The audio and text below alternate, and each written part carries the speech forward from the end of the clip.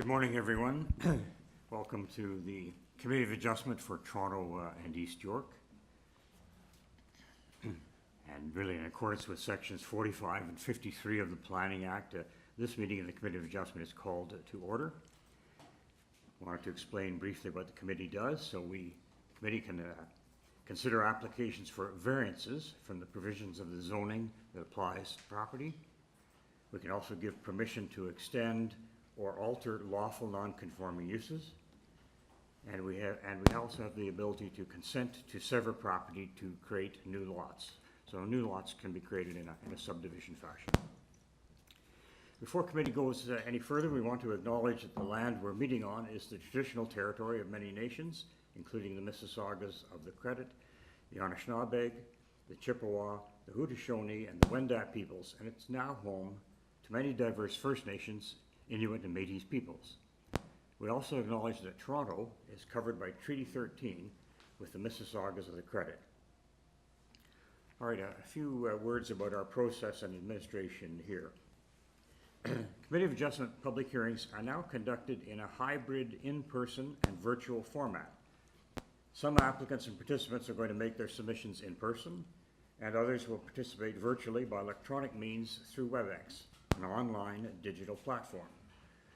The meetings are also being streamed on the Toronto City Planning YouTube channel, and anyone wishing to view the hearing may watch on YouTube. Those who want to participate virtually and have registered in advance will be connecting with their computer or tablet, smartphone, or telephone, and they have the option of participating via video or audio only. All virtual participants will be automatically muted on entry. When your item is called, you'll be unmuted by the moderator, one person at a time. And we ask you to, of course, put your mics on mute until you're called on to speak. Those participating by video appearance will be temporarily upgraded to panelist when your item is being held. During this time, your camera will be enabled. You'll only be visible during your 5-minute allotted speaking time. At all other times, your video will be disabled and you'll be reinstated as an attendee. For both in-person and virtual participants, Committee of Adjustment staff will share presentations submitted in accordance with the written submission deadline. Those participating through WebEx are not allowed to use share screen or any other panelist control during a video appearance. The host will remove you from the panelist if you fail to respect that instruction. About the decision of committees today, people attending in person today who want to receive a copy of the decision of the committee on an application must fill out a decision request form. And those participating virtually need to submit a written request for a decision by email.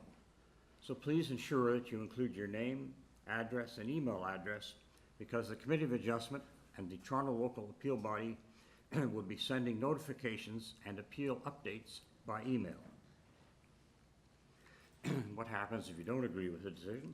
If you do not agree with the decision of the committee, you may be able to appeal the decision to the Toronto Local Appeal Body, or in some limited circumstances, to the Ontario Land Tribunal. However, the provincial government amended the Planning Act and generally removed rights of third parties to appeal Committee of Adjustment decisions. Only the applicant, the Minister of Municipal Affairs and Housing, specified persons, and public bodies, as those terms are defined in the Planning Act, are permitted to appeal decisions of the Committee of Adjustment, and appeal instructions are set out at the bottom of the decision of the committee. All right, just a few more words about our hearing procedure today. We're going to call each item in the order that's listed on the agenda. Where an application is uncontested, the agent or applicant may proceed with their presentation if desired. When the committee does not require a presentation, applicants are to advise the chair should they wish to speak to the committee. The committee may ask questions or take the matter into committee for discussion and a decision. Each speaker, including the applicant agent, will be given a maximum of 5 minutes to address the committee. I'll comment when you're reaching that 5-minute limit. Any presentation or other materials you wish to submit to the committee must have been emailed in advance of the hearing. Staff and committee members cannot accept materials at the hearing. When addressing the committee, would you please state your name and address? That helps us with our records. And please remember to confine your remarks to the matters that are outlined in your application. In terms of order, the applicant or agent will proceed first and will make a presentation to the committee on the application. Please note that the committee may not entertain revisions to proposals at the hearing today. The committee may decide to defer the application if substantially revised to ensure that the revised application is accurate and that all those entitled to notice of the application are informed of the changes. Then, individuals either in support or opposed to the application will be invited to speak. Generally, we first call on speakers who are here in the hearing room, and then those participating through WebEx. Committee members may ask questions of each speaker after they finish their presentation. When all speakers are finished, the applicant agent has an opportunity to rebut only those issues that were raised by the speakers. And that will mark the end of the discussion. The application will then be taken into this committee for a decision. All right, there are some administrative and practical matters to be dealt with. Madam Deputy Secretary Treasurer, are there any minutes from prior meetings to confirm? Good morning, Mr. Chair and panel members. Yes, the minutes from the May 1st, 2024 hearing are ready for adoption. All right, members, could I have a motion about that? Yes, I move Peter. adoption. All right, is a seconder then to accept those motion to minutes? Yes. Yes, thank you. So Mr. Reid moves the motion. Mr. Go, yeah. Go. Mr. Member Gogan Yeah. seconds. All in favor? All right. Yes, appears to be unanimous, Madam Deputy Secretary Treasurer, yes. Members of the panel and staff, are there any declarations of interest or any conflicts with respect to items that are on our agenda today? Looking? No. Seeing no one? Seeing no one, we can proceed from there. That's good. Madam Deputy Secretary Treasurer, are there any requests for deferral of items that are on our agenda? Through you, Mr. Chair. First, there are no files to be closed for this morning's session. Oh, thank There you. are 3 requests for deferral.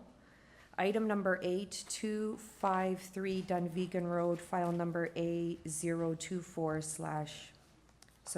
file number A0245/24TY. Item number 1110 Old Park Avenue, file number A0273/24TY. And item number 15, which is 53 Sullivan Street, file number A0282/24TY. We can probably deal with the request for deferral at this time. All right. Yeah. So if we want to start with item number 8. Yes, thank you. So we're just going to deal with requests of deferrals right off. So item number 8, the city address is 253 Dunvegan Road.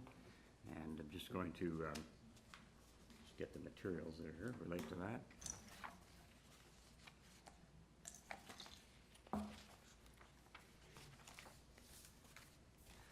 Madam Secretary Treasurer, do you think I should go through the list of materials on this, or will we just deal with the applicant initially and hear his or her request? Through you, Mr. Chair, we can probably just unmute the applicant and hear the request for the deferral. That's good. All right, is there an agent or applicant then here for number 8, 253 Dunvegan Road? Mr. Bronskill, you've been unmuted. Thank you, Madam Deputy Secretary Treasurer. Good morning, Mr. Chair.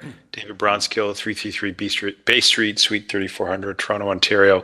Here as agent for the applicant and confirming, sir, that we are seeking a deferral. We're aware of concerns from urban forestry, and so we'd like to try and address those. We've also reviewed some of the objection letters, and in particular would want to review matters with the immediately impacted neighbors. For example, Ms. Stewart's been retained by one of the neighbors. We've alerted her to the deferral request, and we will be engaging with her as part of any time allotted to us should the committee defer the matter.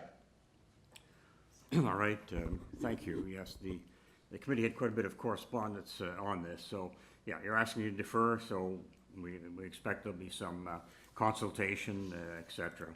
All All right. Through you, That's Mr. fine. Chair, Yes, all right. at this time, we can unmute Amber Stewart. All right. Hello, Ms. Stewart?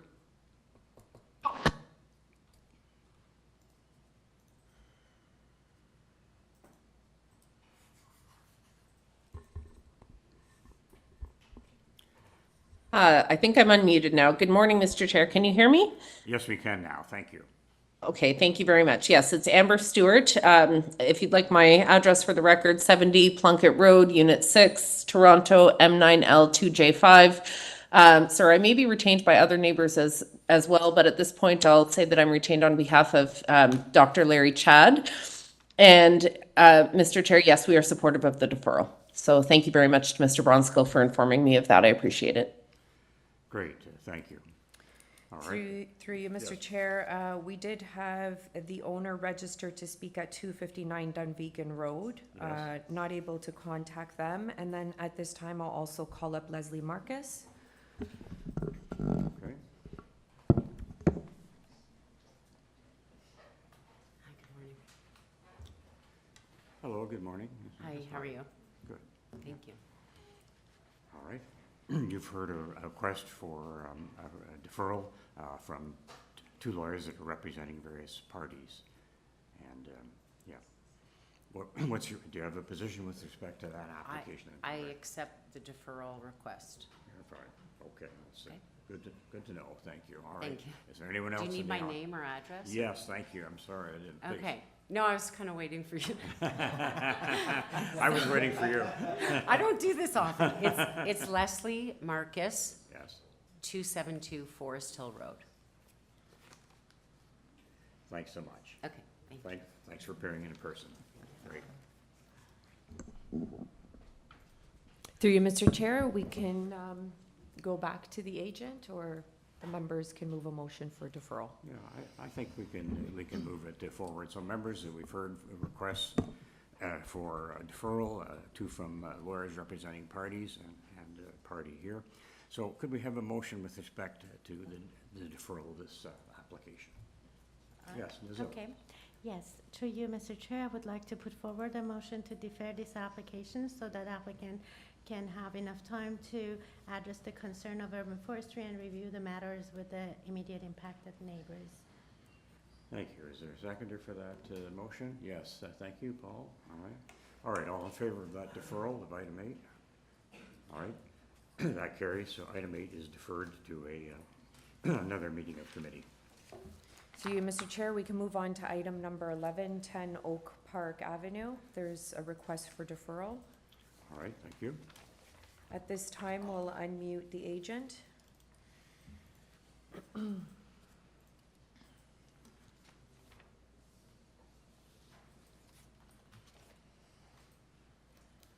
Hello, good morning.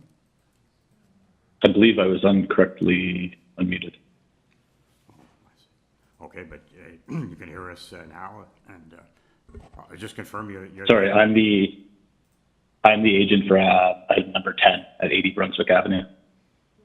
Oh, okay. Thank you very much. All right, we should be hitting 11. All right. Thanks, sir. Just stand by. Item number 11, then, 10 Oak Park Avenue. Is there someone here in person or online or video to speak to this matter? The agent has been unmuted. Good morning, everyone. My name is Faizan Akhtar of FA Engineering. Yes. We are requesting a deferral in order to consult with the zoning examiner on some of the items. I see. And can you just give us your address, sir? Just for It's the record. 1237 Woodbine Avenue. Okay, thank you. All right. Through you, Mr. Chair, at this time, we'll unmute a speaker in interest from 12 Oak Park Avenue. All right, thank you.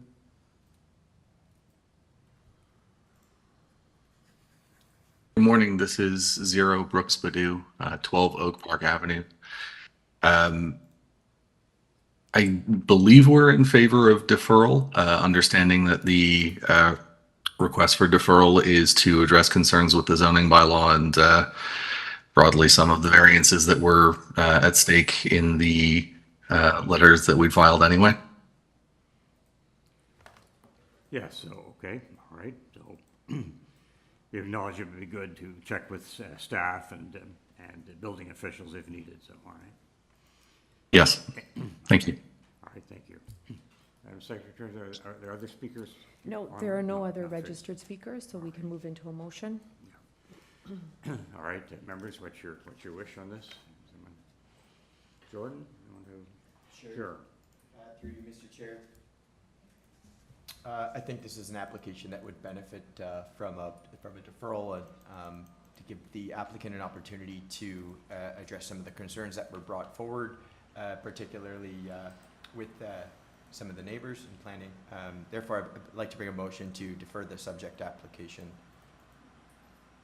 All right, yes, all right, thanks, Peter. Thank you. All right, all in favor then, I think we have yes, everyone votes, so.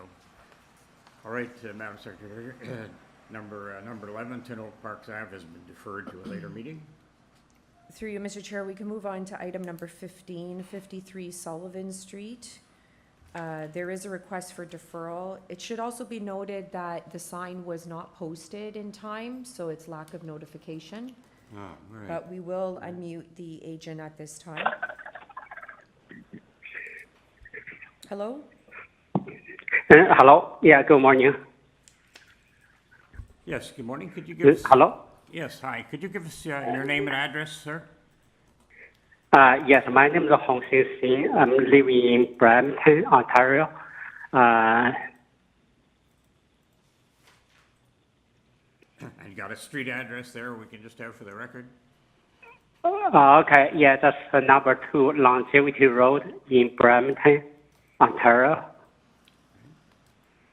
All right, thank you, and we understand you want to ask a committee to defer this matter. What's your reason?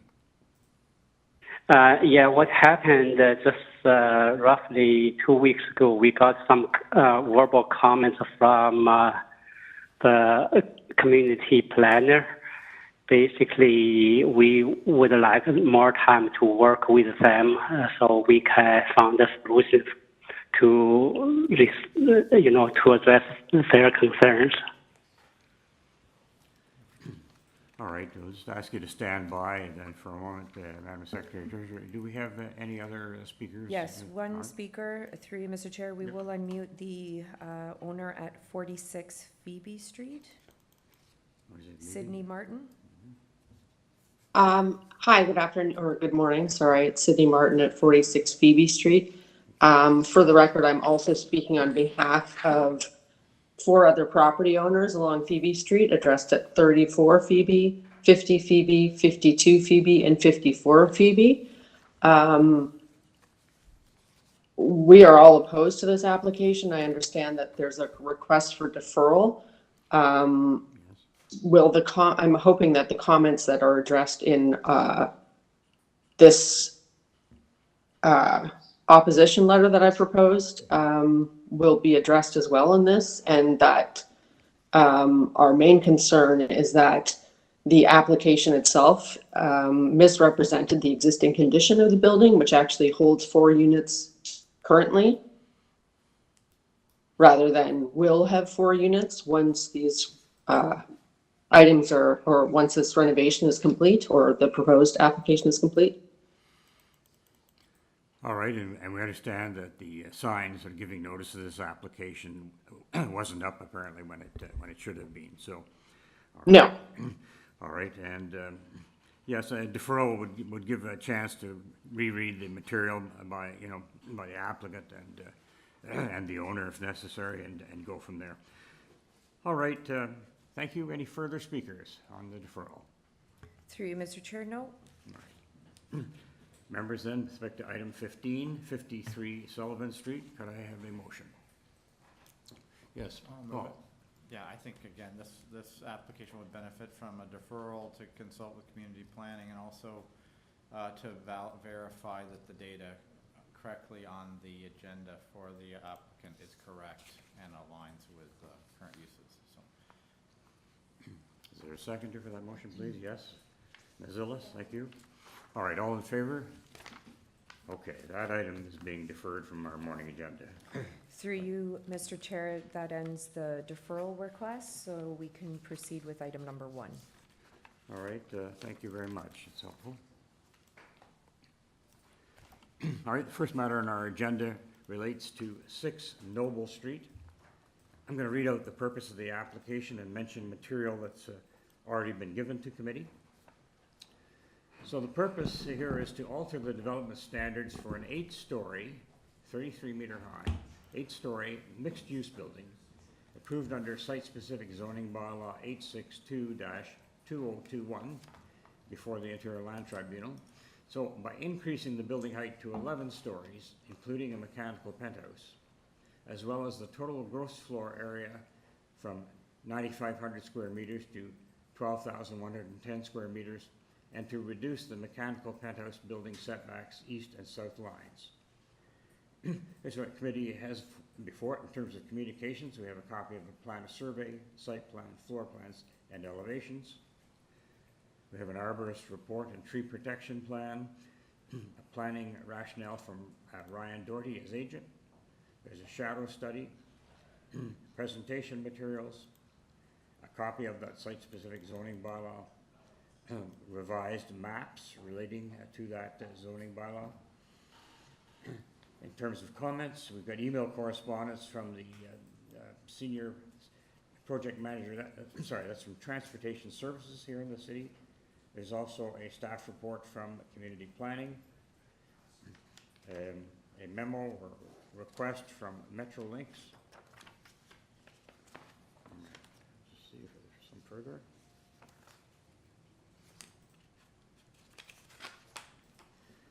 And also in opposition, then, we've recently received correspondence in opposition from Raya Loesch at 24 Noble Street. All right, good morning, sir. Good morning. Good morning, Chair. Yes.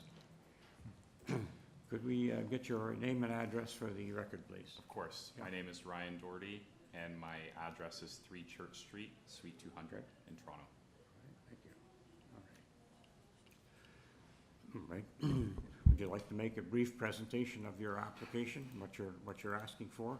I would, and I would kindly ask if staff can pull up my presentation materials. We can start on page number 2. Okay. Wonderful. So I'll get started.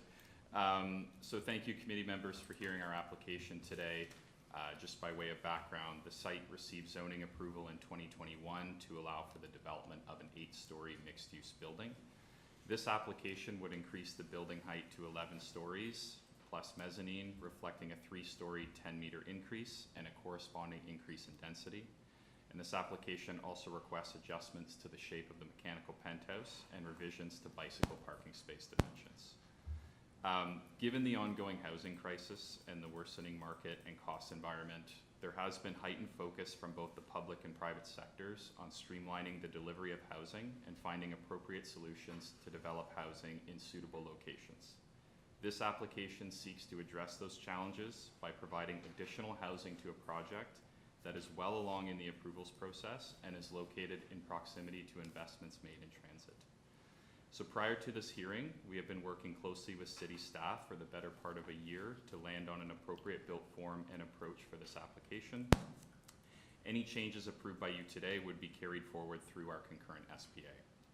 Planning staff have written a report recommending approval of the application. The report also recommends conditions and a Section 45(9) contribution that we are in support of, and we respectfully request that the committee consider staff's recommendations. So just a bit of background on the site. The site is located north of Queen Street, west of the Kitchener Rail Corridor, and there is a mixed pattern of development surrounding the site, including Main Street buildings along Queen Street, newly developed mid-rise buildings and tall buildings to the east, a 6-story loft to the north, and low-rise neighborhoods to the west. If we could go to the next slide. The site is located in proximity to the planned King Liberty GO station, and as such, the site will be served by higher order transit. Next slide, please. This is an existing view facing east along Noble Street towards the rail corridor. To the left is the existing 6-story loft, which defines the scale of the street. On the site, the proposed building will have a 6-story base, which would match that scale and is in accordance with the as-of-right zoning. and the upper floors of the building will be stepped back by 6.5 meters from that lot line, which is also in accordance with the as-of-right zoning. In this view, you can also appreciate the existing scale of development in the immediate background, and regardless of the proposed height, the surrounding area already includes the presence of taller buildings. Next slide. There are a variety of developments in proximity to the rail corridor, which include existing and approved buildings of up to 20 stories. There is also a proposed 23-story building directly across the street on the east side of Noble. While not approved, we anticipate that the scale of development here will reflect what is occurring on other sites abutting the rail corridor. Next slide. Just again, by way of background, the site is designated general employment areas in the official plan. However, it is subject to SAS 154, which permits residential uses on the site. Next slide. This is a summary of our variances, so perhaps we'll skip ahead. This is the comparison of the as-of-right zoning envelope and revised map 2. The base building is maintained at 22 meters, as I mentioned, which will mean that the 6-story scale is still provided along Noble Street. The additional height has been specifically located on the upper floors of the building. Minimum building setbacks have been maintained on all sides. Above the 6-story base, levels 7 through 11 will also maintain the step backs secured in the as-of-right zoning. Where the proposed building differs from the as-of-right is with respect to the massing of the mechanical penthouse, which also acts as an amenity floor. The step backs to the west and north have been maintained. However, the easterly step back of 4.8 meters has been reduced to 2.5 meters, and the mechanical penthouse has also been shifted southward. The rationale for this is to provide room for additional indoor amenity space and to enclose a stairwell that was previously projecting above the roof height. We can skip 2 slides ahead to the section. So in red is the as-of-right and in blue is the proposed. The podium continues to be provided at the same height and scale, and the upper floors, while taller, maintain the same general massing relationships. This was a result of multiple discussions with community planning staff, and the intent was to locate the additional density in a location where it would be less impactful from the street level. And so I'll conclude, overall, we are of the opinion that the variances should be evaluated based on their impact, and on that basis are minor in nature. The proposal will result in additional housing in close proximity to transit and the commercial offerings along Queen Street West, while respecting the pattern of existing and planned heights in the area. Thank you. Thank you for those comments.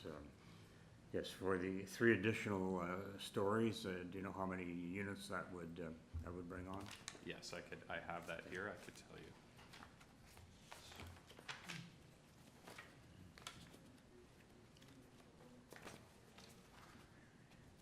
One moment, my apologies. That would bring an additional 39 units. Great, thank you.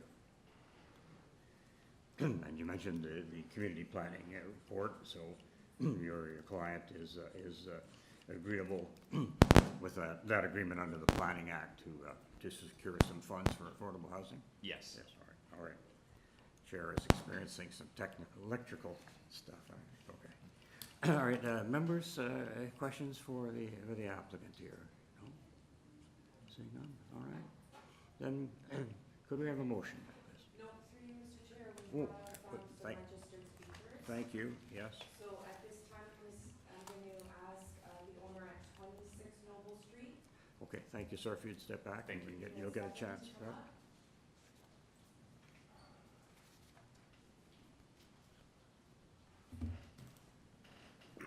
Hi, good morning. Good morning. My name is Rick Andrighetti. I'm a resident at 26 Noble Street. I feel this exercise is somewhat futile after reading the response from the planning department in terms of their view of this. Clearly, this is being motivated by pressure to increase the overall density of housing in the city of Toronto, and while I am in full support of that initiative, this is not a minor variance. This is an additional 3 stories and a pushing out of the setback of the original approved plan for this site. which was the result of a lot of community meetings and a lot of discussion with many local residents. A building massing and unit count was agreed upon, and that for some reason has been completely undone, I guess because of this pressure for additional housing and on all sites, potentially in Toronto. However, this is being characterized as being a normal building height for this area. It is not. There are certainly on the west side of the east side of the railway tracks, there is much higher density. This is a much more intimate corner of the city. There are no buildings higher than 5.5, 6 stories in the area. Most of the area is low-rise housing north of Queen Street. This building is unusual in its kind of height and its mass and in its density. Parking has not been increased as part of this increase in density and unit count. Parking is a major concern. I can speak for everybody in the neighborhood when I say that. I don't know where the additional parking is going to be absorbed. I know the city is also trying to discourage car use in the city, and it's a bit naive to imagine that people simply because they don't have a parking space in the building won't own a car. I'm speaking like a NIMBY, and I know that's what it sounds like, but these are kind of solid planning principles that are being upended for the sake of something that is larger than this particular site. And the additional density, the additional height, and the non-inclusion of new parking, I feel is well beyond the limits of a minor variance. That's all I have to say. Thank you. Just were you involved earlier in the process? And it looks like there was a zoning amendment that was passed a couple of years ago. I was involved in the community meetings that were held. I see, yeah. With the local councillor. Great. Yeah. All right, thank you very much, sir. Okay. All right. And we're okay? For everybody. Through you, Mr. Yep. Chair, we're going to unmute the owner at 24 Noble Street. All right.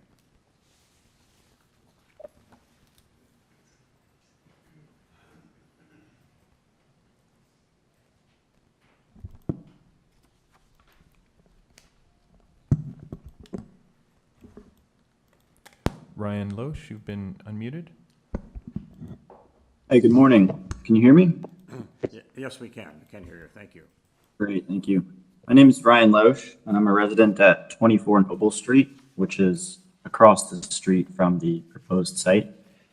I'm speaking today in opposition of this, quote, minor variance, which I don't believe to be minor at all.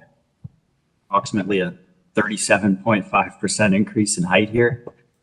And I do want to comment, somebody earlier said that, there was work with the community to establish the original rezoning of the site, and that's true. I think it was said at that time that it shouldn't exceed the height of the Noble Street lofts across the street on the basis of sun exposure and matching the rest of the community. This proposal does not. There was a reference made to the height of the building. 24 Noble Street is 5 stories, not 6. And local developments have been on the order of approximately 7 stories. So I think the original proposal was better in line with community needs.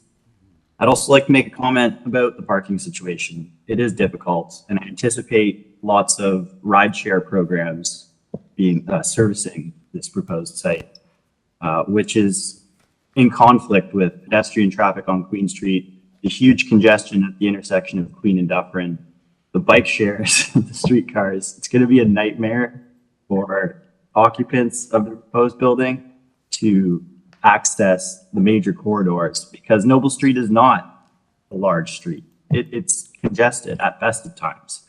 I don't think we can support this level of density.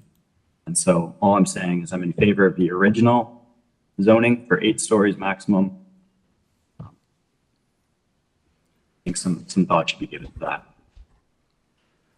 All right, sir, thank you. Just going to ask members, are there any questions of the speaker? No? All right, there's nothing further, sir, so thank you. And yeah, Madam Secretary, fine.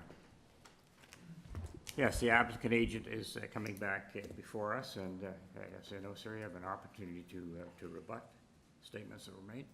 Thank you. And thank you everyone for your comments. I would first like to address whether this application is minor in nature. In our opinion, the test of minor in nature should be related to its actual impact rather than just a numerical comparison of a number of stories. In this case, there is already an approval for 8 stories here. So in turn, we are comparing the impact that the additional 3 stories would bring. To that end, each site is different and has their own unique considerations, meaning that an additional 3 stories here may have less actual impact than in, say, another location. As illustrated on the height map that we had showed earlier, there is an emerging mid-rise to tall building node in close proximity to surface transit and the planned higher order transit here. And there are multiple layers of both provincial and municipal policy which encourage intensification in this area. Regarding, there were some comments regarding the loft building to the north. I can appreciate the comments regarding access to daylight, particularly on that south face of the building. However, I would like to make clear for the committee that considerations with respect to daylight and sun shadow impacts have been considered and quite frankly are the same whether the building is 8 stories or 11 stories. And I'd be happy to pull up the shadow study as well to show that. As shown on the shadow study, the existing 8-story approval would already cast shadow on the south-facing windows of those noble lofts. It's shown in the red color, whereas the proposed is shown in orange, during most of the day. The additional 3 floors would simply extend the profile of the shadow over the roof and to the parking areas, as well as some adjacent properties to the rear. To my knowledge, there is no outdoor amenity space on the roof of the noble lofts that would be impacted by this additional shadow. Regarding comments about parking and vehicle access, the existing site-specific bylaw did not set a ratio for parking. It instead set a fixed number, and that was 54 resident spaces and 6 visitor spaces. So there is no additional parking that's being proposed. It's intended that residents of the site would use transit or active forms of transportation, which is very common for this area. It's a very urban location. And in my client's marketing of the building, that would be very clear that a unit would not come with a parking space.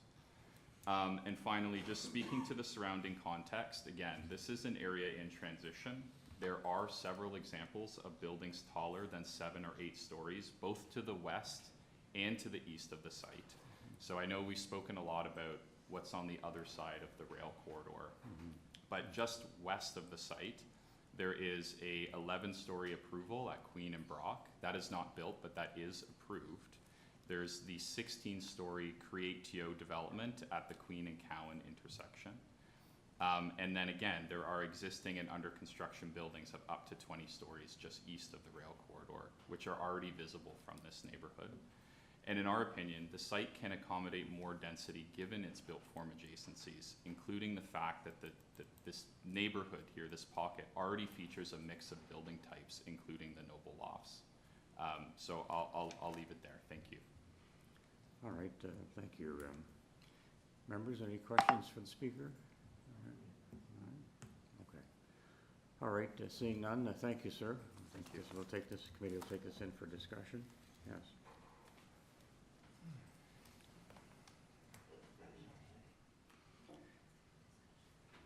Well, members, yes, sir. Thanks, Chair. I'll start with some comments.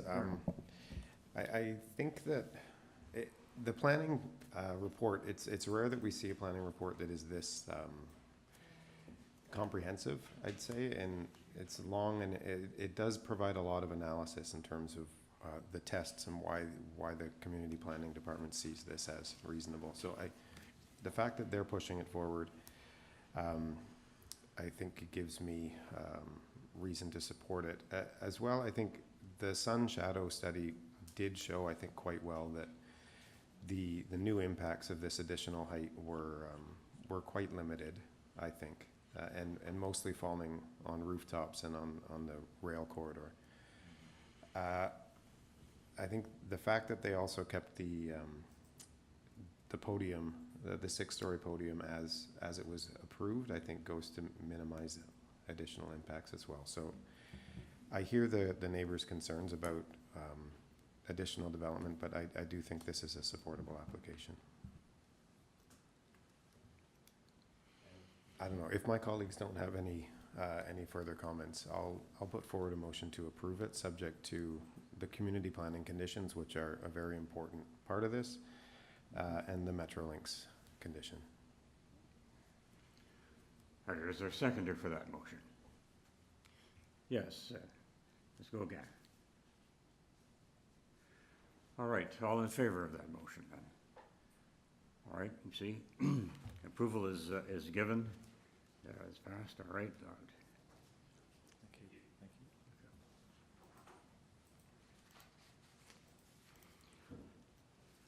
All right, moving on to number 2 in our agenda. Just give me a moment to hear. All right. Item 2 relates to 103 DUNLOE Road.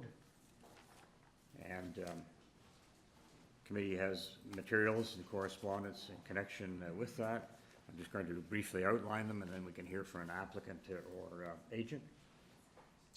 So the purpose of this application is to permit to the existing in-ground swimming pool and landscaped area, this is interlocking, in the rear yard, which were constructed without an authorized building permit.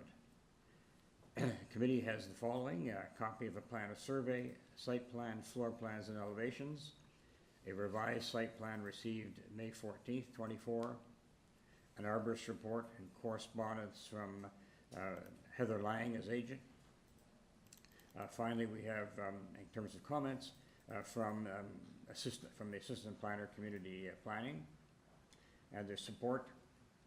There are a number of persons on Old Forest Hill Road that indicate that they're in support of the application. All right. Through you, Mr. Chair, we don't have any registered speakers other than the agent today, so we will unmute the agent at this time. Yes, thanks for telling me that. That's great. Good morning, Mr. Chair and committee members. My name is Mike Sedillo. Address is 10 Morrison Street, Toronto. Yes, thank you, and welcome. All right. Thank you. You want to just in a very concise way explain your application and your submission to committee about it? Yes, I've got quite a brief presentation, so I'll just go ahead and do that. As you know, the purpose of this application is to request a variance to reduce the required amount of softscaping in the rear yard of the property. The rear yard as it exists today has approximately 25% softscape, whereas the bylaw requires a minimum of 50% softscaping. So right off the bat, I'd like to add that since the compliance notice was issued, the owner has been working with planning staff to revise the landscape design in the rear and to reduce the required variance. Good. The designer was able to achieve a plan which proposes an increase from 25% to 40% softscaping. And as such, we're now seeking a reduced variance from 40% softscaping, which is only a 10% reduction from the bylaw requirement. Planning staff, as confirmed in communications with COA staff, are supportive of the revised proposal at 40% and have no further issues with the application. That revised plan and the correspondence have been made part of this application. So the owner purchased this property about 3 years ago, and at that time it had 25% softscape. Not realizing that this amount was in contravention of the bylaw, they had a comprehensive landscaping design done, but kept the same amount of hardscape area in the same location. When the contravention was brought to the owner's attention, he made an application for minor variance to recognize the existing condition due to the fact that making changes to the already completed landscaping would be costly. However, in discussions with staff, they came up with a revised plan to achieve 40% softscaping with the least amount of damage to the completed landscaping. Staff advised that they're in support of this plan. The neighbors on both sides of the property have submitted letters of support. The application now proposing 40% softscape is minor. There's no official plan contravention. The bylaw intent to have a combination of hard and soft landscaping is maintained. The variance is appropriate for the lands given how this circumstance came about, and the 10% reduction now sought is minor. Thank you, and I'll take any questions you may have at this time. So just from those remarks, then I take it then we should amend the variance application then to say that in this case, 40% of the rear yard will be maintained as soft landscaping. Would that be appropriate? That's correct. That just came about in the last few days, and yeah, staff are happy with that. We're happy to reduce the variance. Any questions for the speaker? Through you, Mr. Chair, what does that equate to in square meters? All right.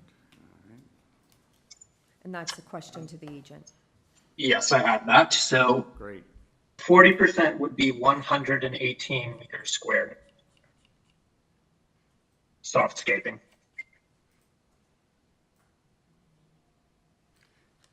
Hmm. 118 square meters of soft landscaping, okay? All right. Correct. And members, any questions of this applicant?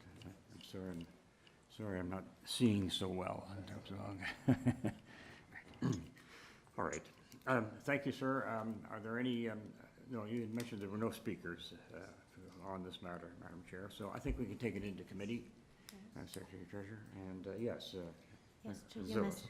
Yes, Yeah. through you, Mr. Chair, I would like to put forward a motion to approve this application with this modification that the one variance that they have will read that in this case, 40%, which is equal to 118 square meter of the rear yard will be maintained as soft landscaping and no other condition. That's my motion. All right, so I'm going to second that application as amended, yeah. I'll second it. All right, all in favor? All right. Yes, that passes. Looks like unanimous. All So right, that was application- member Jordan Allison, that second the motion? Thank you. Thank you. So that matter is approved, and we'll move next to item 3 on our agenda. And this is an address at 12 Hannaford Street. 12 Hannaford Street.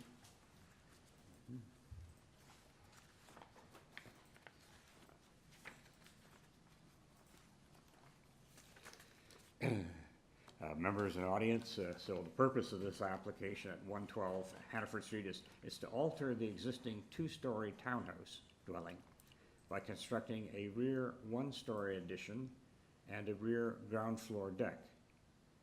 Committee has before it a copy of plan, site plan, floor plans and elevations. We have an arborist report and tree protection plan. We have correspondence from Joseph Daum as agent. And we have a staff report from tree protection, urban forestry. Through you, Mr. Chair, we do have the agent online as well as one person speaking in interest. So at this time, we'll unmute Joseph Daum. Yes, thank you. Yes, my name is Joe Dome, 133 Torresdale Avenue, agent for the owners. Thank you. This is a fairly straightforward application for a 1-story rear addition and deck. There are 5 variances proposed, and I should note that the original site plan would have also needed a rear yard soft landscaping variance due to existing hardscaping, but the revised site plan on file now complies with the bylaw for rear yard soft landscaping. Variances 1 and 5 refer to the rear yard setback for the addition and deck, while variance 3 refers to the proposed depth of 14.32 meters, and variances 2 and 5 refer to separation, and number 3 pertains to the proposed FSI of 1. There are some factors relevant here which provide mitigation of impact. This is a 1-story addition. The property backs directly onto an apartment building, which has the effect of limiting the lot size for a number of neighboring dwellings. This affects the rear setback and FSI variances. And in this case, given the existing apartment building overlook into all the rear yards, there would be no change to the existing privacy conditions. The immediate context has a number of larger massing detached homes across the street, along with many existing dwellings with similar 1-story additions backing onto the apartment building property on the west side of the street. I highlight that the adjacent neighbor at number 10 has a similar full width addition. Number 26 also has a longer addition, and just 3 houses north, number 18 is a 2-story dwelling, which has a noticeably larger massing to the rear than the neighboring dwelling. So this would be a 2-story massing versus the proposed 1-story massing. And to the west, on the opposite side of the apartment building on Malvern Avenue, number 25 and 27 are 2-story dwellings that would appear to have larger FSI as well due to the smaller lot backing onto the apartment building. I have spoken with planning staff, and they have no concerns with the application. The owners have also spoken to their neighbors. I don't believe there are any concerns with the application. I believe I would just check that the person in attendance is one of the owners. I see, all right, thank you. Are there any questions for the speaker? No, seeing none, all right, thank you. All right, thank you, sir. I'm just asking you to stand by. So, Madam Secretary Treasurer, you mentioned there's a speaker. Yes, Speaker of so interest. we will unmute the residents at 14 Hannaford Street. Oh, there you go. Hi there, good morning, yes. Yeah, good morning. I'm Stephen Walton, and I'm presently at 14 Hannaford, which is the building just to the north of this proposed addition. I just have three questions I think could probably be answered very quickly by Joe. One of them being, since we are sharing a common wall, what I'd like to know and confirm is there's no window that'll face us on the wall to the north, which is where we are, for both fire safety reasons and privacy. I'd also like to, well, perhaps Joe can, or could you answer that one first before I go to the other two? Sure, why don't we call it? Sorry, we're taking it back to the applicant for a moment since the. Through you, Mr. Chair, we might want to hear all the questions from this speaker, and then when we go back to the applicant, then they can explain. Yes. Absolutely. Yes. All right, so the other two questions I have, one being the drainage for the roof of this addition, that it goes to the back of the property and not to either side, because, you know, we've seen where ice dams and whatnot build up, and we certainly don't want any water coming onto the deck, which will be beside this, because there's some young children back there and it could be a safety reason. So there's that as well. And the last question I have is, realizing that we do share a common wall all the way through during construction, what do we do as far as making sure there's no damage when construction takes place? Do we take pictures of the drywall, et cetera, or the foundation prior to construction, or do we just liaise with the owners during construction to make sure there's no problems as a result of the construction? Okay, I've noted those. Any further comment on that application? That's it. We have no problem with the addition itself. We just want to make sure that it's not impacting negatively on this side. Okay, that's helpful. Thank you. All right, if we can get back to the applicant's agent.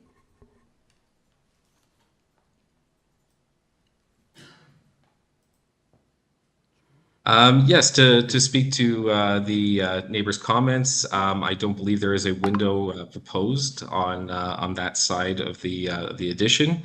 And as far as drainage from the roof, I'm sure that is something that will be addressed at the building permit stage, that the drainage is in accordance with all the requirements there. As far as construction is concerned, all efforts will be made to reduce impact there, and conversations can be had with the owners as well.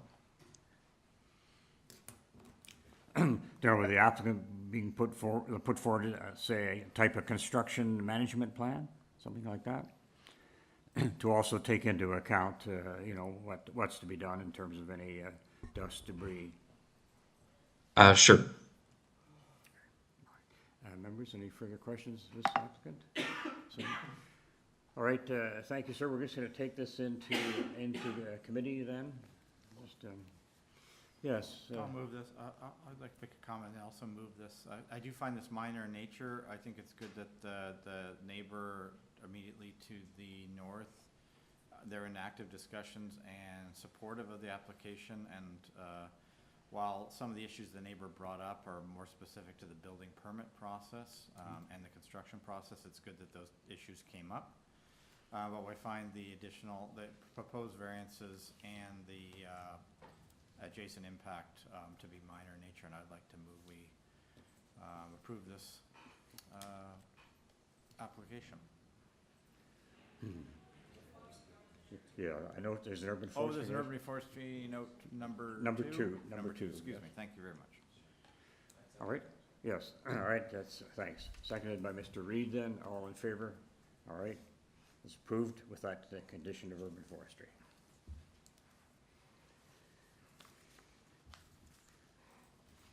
All right. Turning to the agenda again.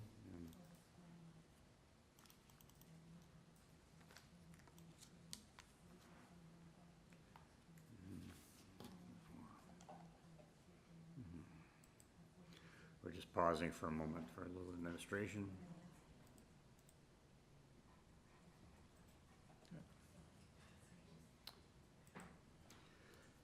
All right, item number 4, 44 Salter Street.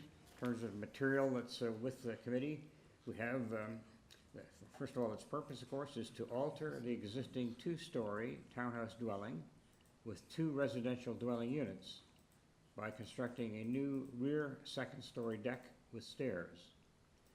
The committee has before it a copy of plan of survey, site plan, floor plans and elevations, and a tree protection plan.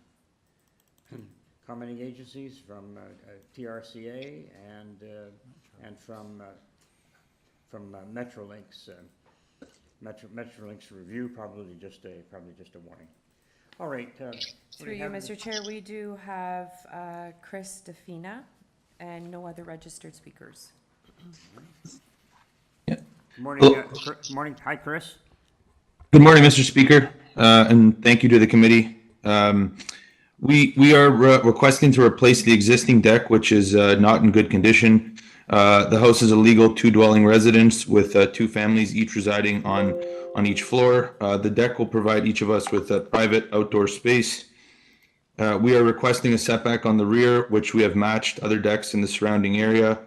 We maintain the upper portion and move the stairs, which we've maintained with the existing setbacks limits. All right, it's just that single variance that you're seeking. Yes. That is correct. Questions for this agent? Anything? Yes, Mr. Reed. Yep. Thanks, Chair. I'm just looking at the plans and wondering if you considered having privacy screening on either side or both sides, or if you think that would be necessary to prevent overlook into neighbors' yards. We have considered it. It's a discussion that we've had with the neighbors, and depending on what their preference is, we would be open to it. Okay, thanks. So you've been in favor of adding that as a condition, and if the committee so says so. Yes. Yeah. Okay. Anything else? No. All right, members, on this application, single variance. Can we have a motion? You asked about the privacy screening, so Sure, I'll go, Chair. All right. Thanks. I think this is clearly a minor variance being requested. So I do think the privacy screening on both the north and the south would be important because of the height and size of this deck. So I move approval of the application, subject to screening on the north and south. Yes, seconder? I'll second the motion. All right. All in favor of that? Yes, that's passed. That's unanimous. All right, sir, you have that approval and with the screening. All right.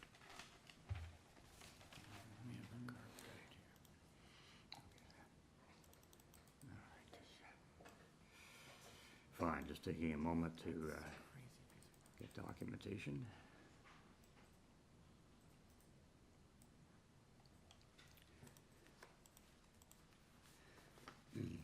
All right, members and audience here are moving to number 5 on the agenda, 260 Bingham Avenue. We have application for, appears 6 variances with respect to this item. Is the owner or is there an agent online or with us today that they can speak to this matter? Yes, good morning, Mr. Chair and members of the committee. My name is Davis Chang, address of 3575 14 Avenue, Markham, Ontario, L3R0H6, and I serve as the authorized agent for 260 Bingham Avenue. So for this application, our proposal involved involves legalizing an existing carport located in the rear yard with the staircase leading to a rooftop deck. And I'm here to request consideration for 6 variants. The first 2 variants we are seeking pertain to permission to have a deck on top of an auxiliary building that is 2.49 meters above the grade, whether the permitted maximum is 1.2 meters above grade. We understand that having a deck on top of the carport may not be feasible. However, due to limited space in the backyard, our client desires to have a private outdoor space to de-stress.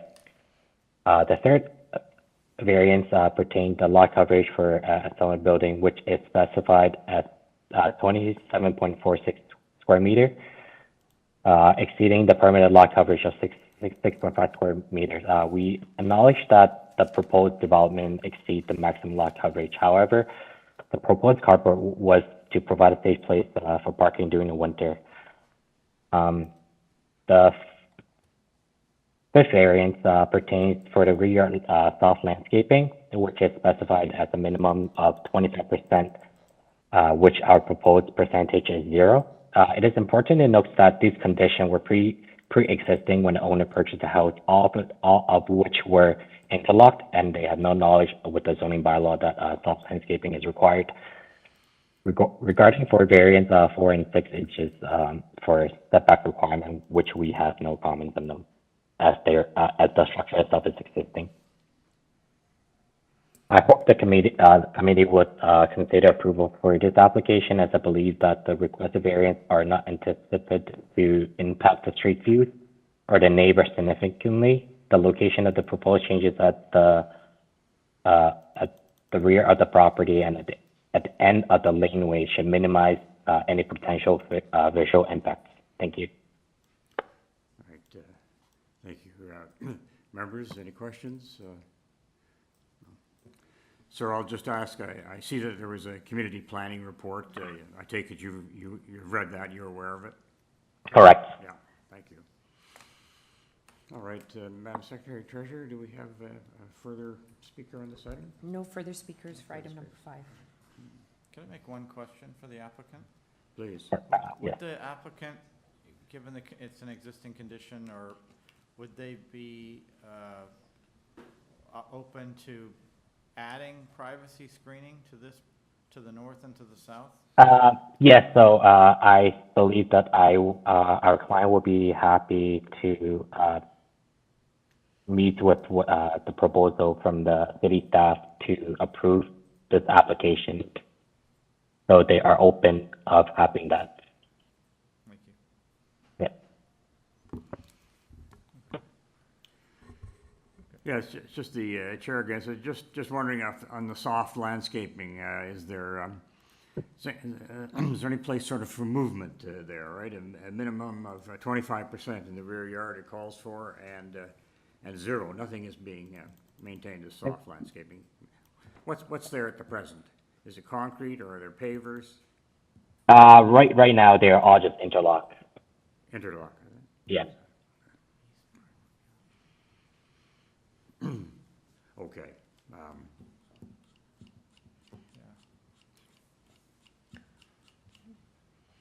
Yes, sir, please. Yes, through you, Mr. Chair. Just would like to clarify one more time with the applicant that is he willing, did he modify any of the variants? I mean, especially variance number 135 as per staff request or not? As of for now, I believe that our client would like to keep everything existing unless the committee are obstructing the variances and then require us to make adjustment, then we will follow that. So it means the applicant will stay as the same, correct? Yes. And have you had a chance to read the staff report dated May 8, 2024? Yes, so we have also spoken to the homeowner, and they would like to keep everything as existing. So we will just have to follow their needs. Yes. Okay, thank you. Any further speaker, Madam Secretary Treasurer? Through you, Mr. Chair, no further speakers for this item. All right, let's take this into meeting for discussion. We don't often get, or at least we don't get frequently, planning staff reports, and this one was recommending refusal of certain of the variants, thinking 1, 3, and 5. That concerns me. The applicant, I think I'm hearing, is that they would like to stick to the variances as presented in their application. I'll just throw that out there. In terms of what we might do on this. Yes, all right, Mr. Reid. Yeah, thanks, Chair. I have real problems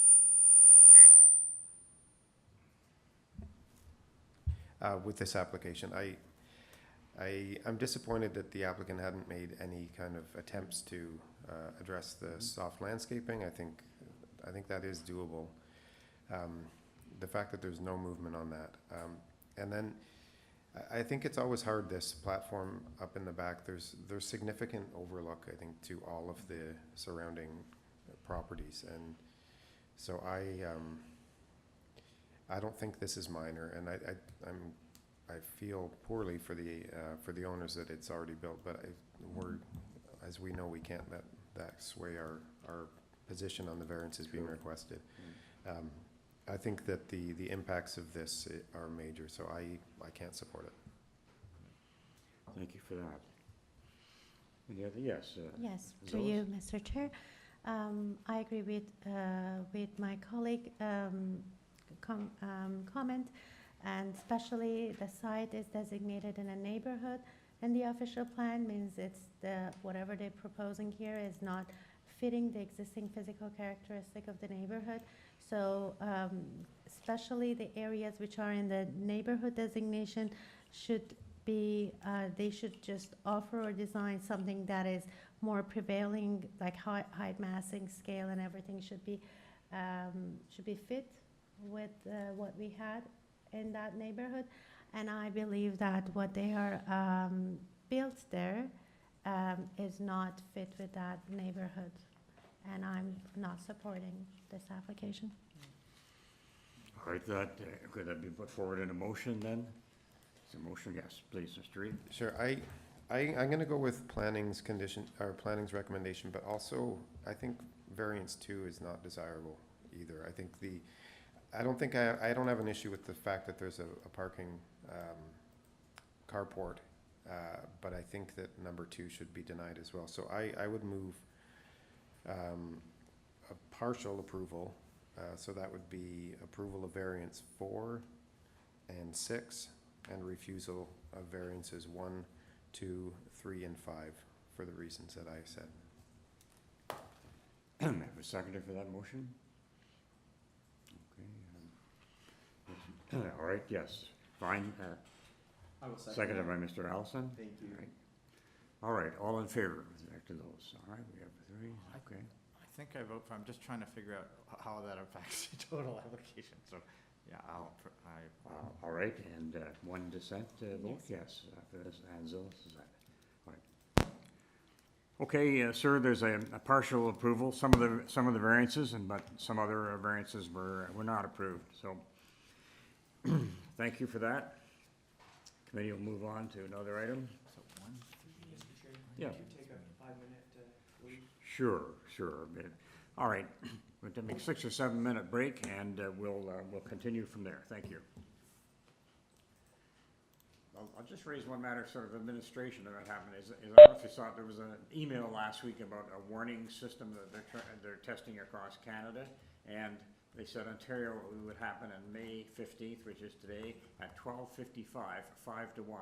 So I'll just mention it in case it took down our system or whatever. We may be hearing cell phones and other things. If that message was correct, they're going to test Ontario with some kind of urgent message. 12:55. All right, we'll leave it at that. Thank you.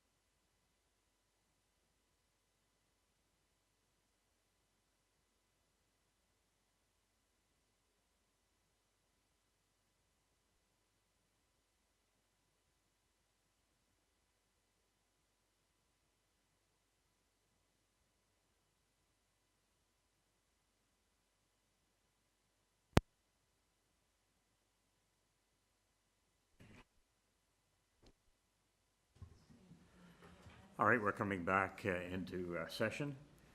Thanks for that break. Moving to item 6, and the property address is 14 Lyndhurst Crescent. Going to just read out its purpose and what the committee has before us. So the purpose is to construct a new 3-story detached dwelling with a front integral garage, a rear ground level patio, a rear basement walkout with stairs, and a 3rd floor rear walkout terrace. The existing front driveway and rear yard deck will be maintained and unaltered. Committee has before it the following communications: a copy of a plan of survey, site plan, floor plans and elevations, a covering letter from Michael Lafreniere as agent. There's a correspondence of photographs of trees on the subject property. There are presentation materials, again, from Mr. Lafreniere. There is a ravine and natural feature protection permit, and the number is given that affects the property.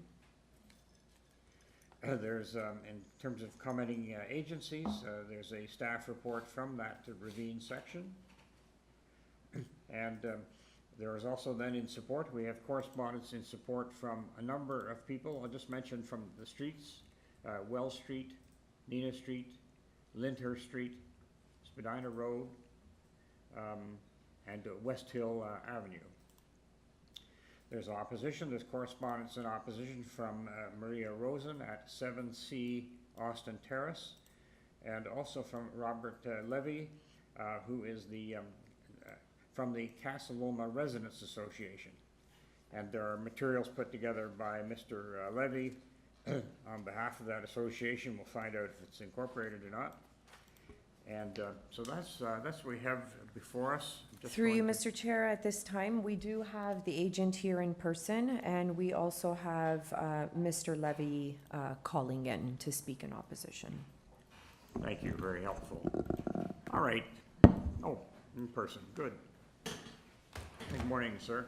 Good morning, thank you. Okay. If we could pull up the presentation material, I think that's maybe a good place to start. This site has an existing permit which was issued in January of this year. These variances are very minor variances where there are slight modifications to this existing permit. There's no setback changes. The height variance is for a rear main wall variance, so there's no actual height variance. And there's no proposed changes to any of the facades that faces the street.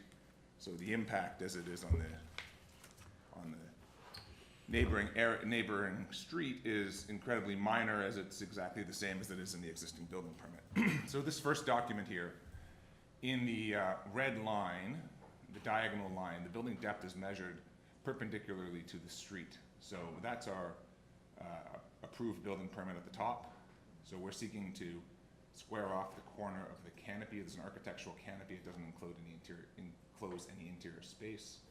And that's really to reorient the backyard so that the backyard kind of looks back at the city. It's a quite dramatic site on top of the ravine, so you get a great city view. So we're really trying to reorient the furniture back to face the view. If you go to the second page, that one also refers to the building depth. So that rear terrace has a concrete structure which has stone cladding on it. As such, there's concrete walls underneath it, so we would like to occupy the area underneath that deck, making no changes to the deck from the existing permit, so there's no actual noticeable change to anyone unless they're in the basement. If we go to the next page, that's the front facade as proposed and as permitted, and as you can see, they are identical. We just thought it was interesting to include it to reinforce the fact there is no impact to the street. And the main wall on this house is 1 meter lower than the permitted main wall height. So, you know, we've tried to address the height to the street by having a large 45-degree steep on the mansard in order to provide a smaller massing to the street than would be permitted as a right. If we go to the next page, this might be a bit tricky to explain. So we have a 3rd floor. And what we have in the permit is we have a covered 3rd floor. We have a canopy and a roof section, so there's an exterior covered area, so we're shading some glass. And we would want to remove that shading of the glass and that canopy and extend the third floor out. So if you go to the next slide, it shows you in red where that canopy is that's being removed. And we have a sloped portion shown in blue. We're straightening that out. There's no variance for straightening that out. If you go to the final slide, you'll see that, oh sorry, there's one more slide I forgot. Interiors, we had a double height space in the main kitchen and living room, a kitchen and dining room space. And we'd like to just close that up and use that as internal space. Again, no impact to the exterior setbacks, elevations, anything by doing that. The final page is the third floor page I was mentioning. So that red area is where the covered roof is, and the blue area is what we'd like to substitute that with a small extension to the third floor. That extension there is what generates the main wall at variance for the rear wall, because that roof had a kind of overhanging piece to project a small sloped surface to the rear wall to be in compliance with the building code, and we'd like to have that wall be straight so there's a glass you can look at. If this was in an RD zone or if it was in a multiplex, the zoning recognizes that main wall isn't really a main wall because it's set back pretty significantly from the actual main wall. On top of that, there are no neighbors who can see it because it's on a ravine, so the neighbors on the other side are, I'm not sure, but maybe 50 meters lower, so the overlook isn't, there's no real overlook from any spaces there or really any impact. On top of that, the neighbors on both sides, we have letters of support from. We went through extensive meetings with the neighbors at number 15, Sheldon and Eddie. They didn't, sorry, we don't have a letter from them. They didn't want to provide a letter. They told me I was verbally permitted to say we had their support, but they didn't want to provide a letter because there's been a lot of discussion on the street about the nature of the process of how we have a permit and started construction, and now we're coming to ask this question, so they just didn't want to kind of go on record written, but they did tell me I'm perfectly welcome to say that. So just to reiterate, there's no impact to the street. It's very small changes to an as-of-right permit, and I'm happy to, I think I'm done. Okay, thanks. I see that the ravine and natural feature section talks about a permit. Have you got some type of development permit from them? I take it There was a development permit from them, yes. That you have, okay. All right. As part of the permit that was issued in January, there was a development permit. When did this letter come in? I looked yesterday, I didn't see the letter, but doesn't mean it wasn't there. I must have missed it. Well, that's the permit. I thought you said there was some correspondence from Ravine and Natural Features as well. Yes, sorry. And when you referred to permit, sorry, was that a development permit or you're referring to a building permit? Sorry. There's a building permit on the site. I have a copy of it here if you want to see a copy of it. Okay, all right. No, that's fine. Good So the Ravine permit is part of the building permit. At some point in the process of this, a tree was injured on the street, and I wasn't involved. I haven't had any communication, so I really can't comment on that tree that was removed or anything around it, because I don't really know and I wasn't really involved. So. Okay. From my note, it said that they were okay. They're okay to remove one white cedar. Is that the tree? You remember? I'm not sure. I don't really. I'd have to go through it in depth. There was a small tree in the backyard that had a permit to remove. Yes. So I don't think that's the tree in question. Okay. All right, and there are letters in support. Members, any questions for this applicant? No. Okay, sir. If you step back, we'll hear from other persons in support if they are here. Through you, Mr. Chair, we'll unmute Robert Levy at this time. Okay, thank you. Yes, hello. Can you hear me? Yes, quite well, thank you. Great, thank you. Good morning, Mr. Chair and committee members. I'm Robert Levy, president of the Casa Loma Residents Association, and I also reside at 11 Lyndhurst Court. Just 3 quick points before I get started, just to reply to the architect's point of view. First of all, just to be clear that this building is already built. So if the Committee of Adjustment variance sounds like it's about a building to be built and looking for variances, but in fact, the building is already basically completely built up to the 3rd floor. The second point, it's not a ravine, it's actually an escarpment. It's the Lake Iroquois escarpment. There are actually no letters of support from any residents on Lyndhurst Court. And just to be clear, the owners at number 15, who are longtime residents, have been trying to cooperate and communicate, and are very lovely people, as are most of our neighbors on our street. And they certainly are not in support of this application, but they want to get along with their neighbors, just to be clear. So the Casa Loma Residents Association is comprised of residents from the neighborhood who are engaged with each other and the community and ensure the protection of the substantial heritage and uniqueness of the residential neighborhood, including the significant tree cover and landscaped area, which is so important to the health of our residents, but all Torontonians. We also serve as a conduit between the neighbors, residents, city councilors, city staff to help facilitate legal development applications and try to ensure open and transparent communication with all interested parties and neighbors. We are not against development, we're not against this event, but we do get involved when legal processes are not followed and when people try to unfairly take advantage and break the rules for their own purposes without consideration, impact, and transparency. I would like to bring to your attention 4 points. In June 2023, the owner instructed non-credentialed people to illegally cut down a mature Colorado spruce, which you can see in my submitted material, is a very mature tree on city-owned land. And basically this was investigated and found to be illegal, and the owners were given the maximum fine that they could, which is, in light of the kind of cost of this project, really inconsequential. And that was done on a Sunday morning. I was engaged with the young people who were not at all arborists, asked them if there was a permit, and they told me the owner had a permit, which of course is not true. I bring this up because on the file, there is a tree protection declaration that has been signed by the owner, Demetra Davidson, March 18th, 2024, specifically agreeing not to harm any city-owned trees, and yet that's exactly what they did, and it was found. You've also received a letter of support from Mr. Curtin at 136 Lyndhurst Avenue, says he's a member of the association. He is actually not a member in good standing, and this was the same architect who actually worked on the same playbook, where they went, got a demolition permit, building permit as of right, then went to committee to get permission for what they had already built in hindsight, which is exactly the case that is going on again here.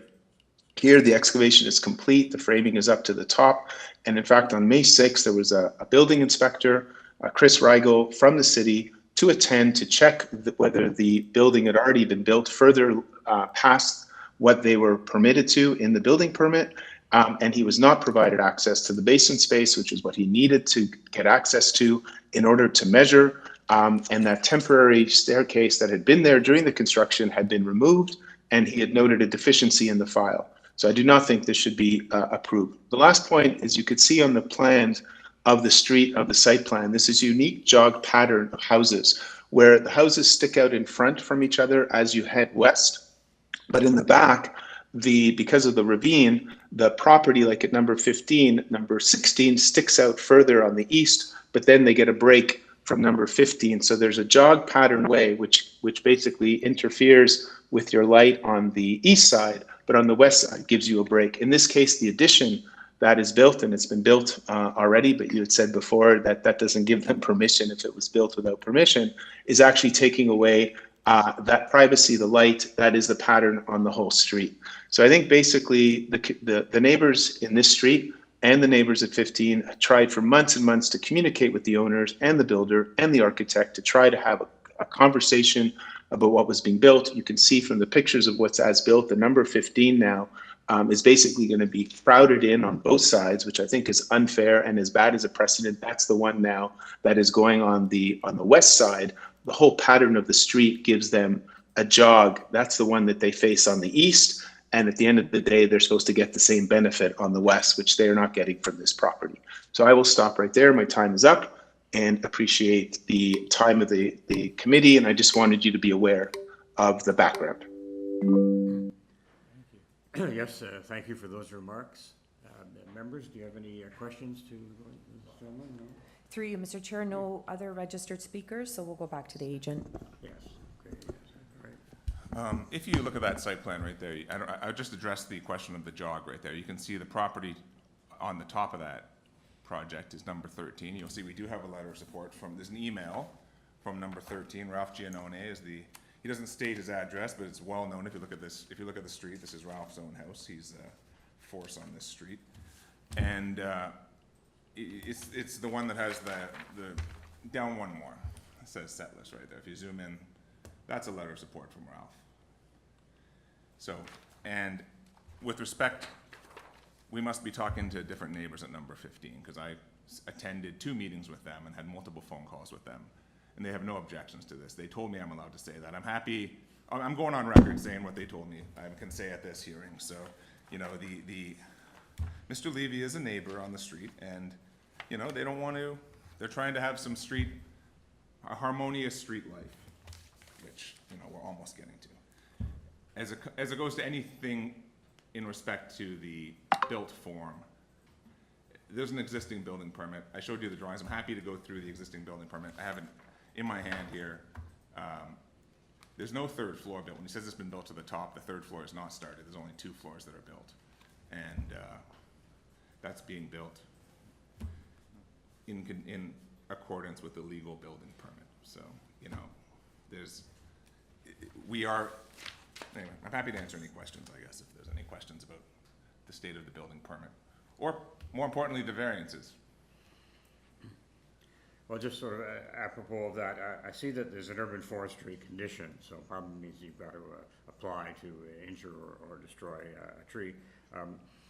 What about the remark we heard about a city tree that apparently was removed? What can you say? I really can't comment about it because I wasn't involved in it. I have no correspondence, and I have no.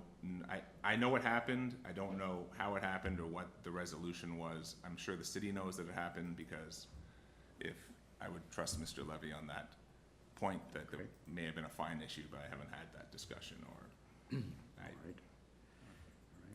Also, a good question. Is the basement been built the way it is in approved plans, or has it been built the way it is in the proposed? So as it is right now, the basement is just excavated. So there's no basement that's been built there, but yes, it has been excavated. It's just a shelled space in the basement, right? The permit has it that it's got 2 concrete walls, and there's backfill between the 2 concrete walls. We have not built the interior concrete wall. If the basement portion is refused, I'm sure that could be built quite easily. But yes, it has been excavated. So that says unoccupied under terrace has been excavated? It has been excavated. Got it. Okay, thank you. There's the shoring there, the footings go all the way down, so that but yes. Could we just, you covered some of this, but I just sort of like to hear it again. It's this first variance as to height. So for the front and rear, the exterior main walls, the standard is 10.5 meters, and you're asking a height of 13 meters for those main walls. Can you explain what's going on there? Correct. So if you go to our second to last, sorry, let's just go to B2. This diagram here. Okay, let's see if we can get that. Keep going one past there. That one there. So the red line on that line, that's what's in the approved building permit. So when that line has an angle on it, it's considered a mansard, and that is considered to not be building mass that causes the building to appear larger. So all we'd seek to do is to have a straight wall. In the R zoning, when you have that straight wall, they consider that straight wall to be part of the main wall. In the RD and in the multiplex zoning, they say if that wall is set back 1.4 meters, then it's no longer considered a main wall. The main wall, my understanding, is there to limit the size and bulk and appearance of the property. So that wall is set back 2.4 meters on one side and 4 meters on the other side, and it's pretty much invisible. So yes, we're asking for a 13-meter main wall variance. But if we're talking about the impact of that main wall, first of all, we have support. We have support from one side. We can say we don't have an objection for the other side, and nobody can really see that wall from the neighborhood.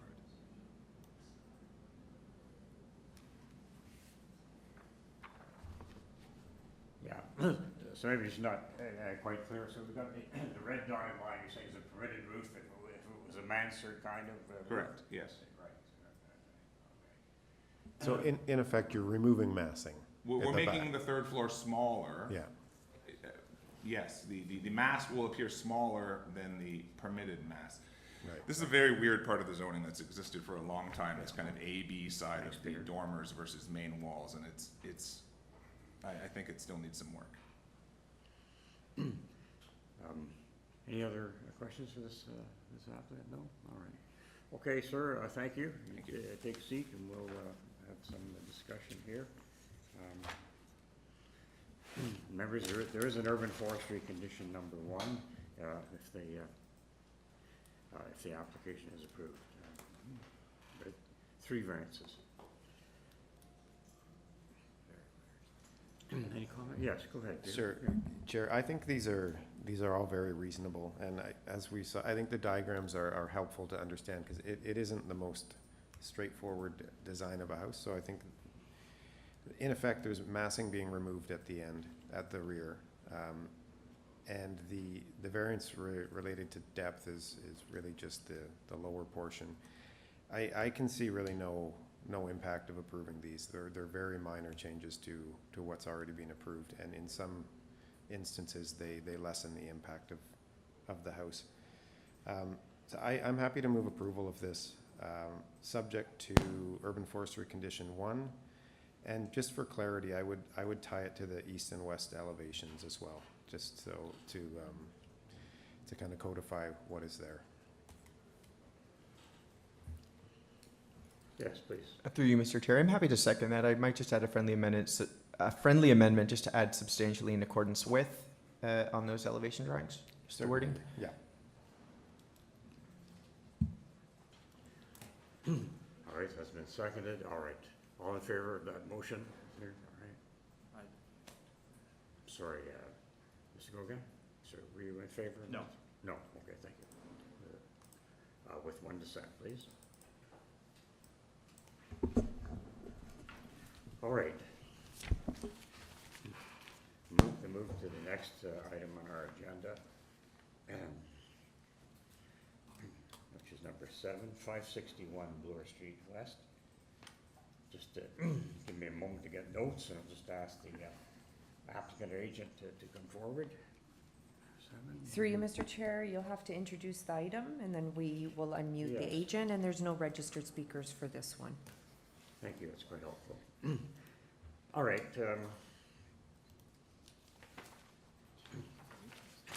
Dealing with 561 Bloor Street West, here's the purpose. It's to alter the existing 3-story attached building by enclosing the rear basement carport into habitable space, and to construct a rear 3rd-story addition with front and rear roof patios. The building will be converted into a hotel and ancillary eating establishment use with 16 bedrooms. Committee has before it a copy of plan of survey, site plan, floor areas and elevations, 13 photographs of trees on the subject property, a covering letter from Mr. Arawi as agent, and from staff side we have a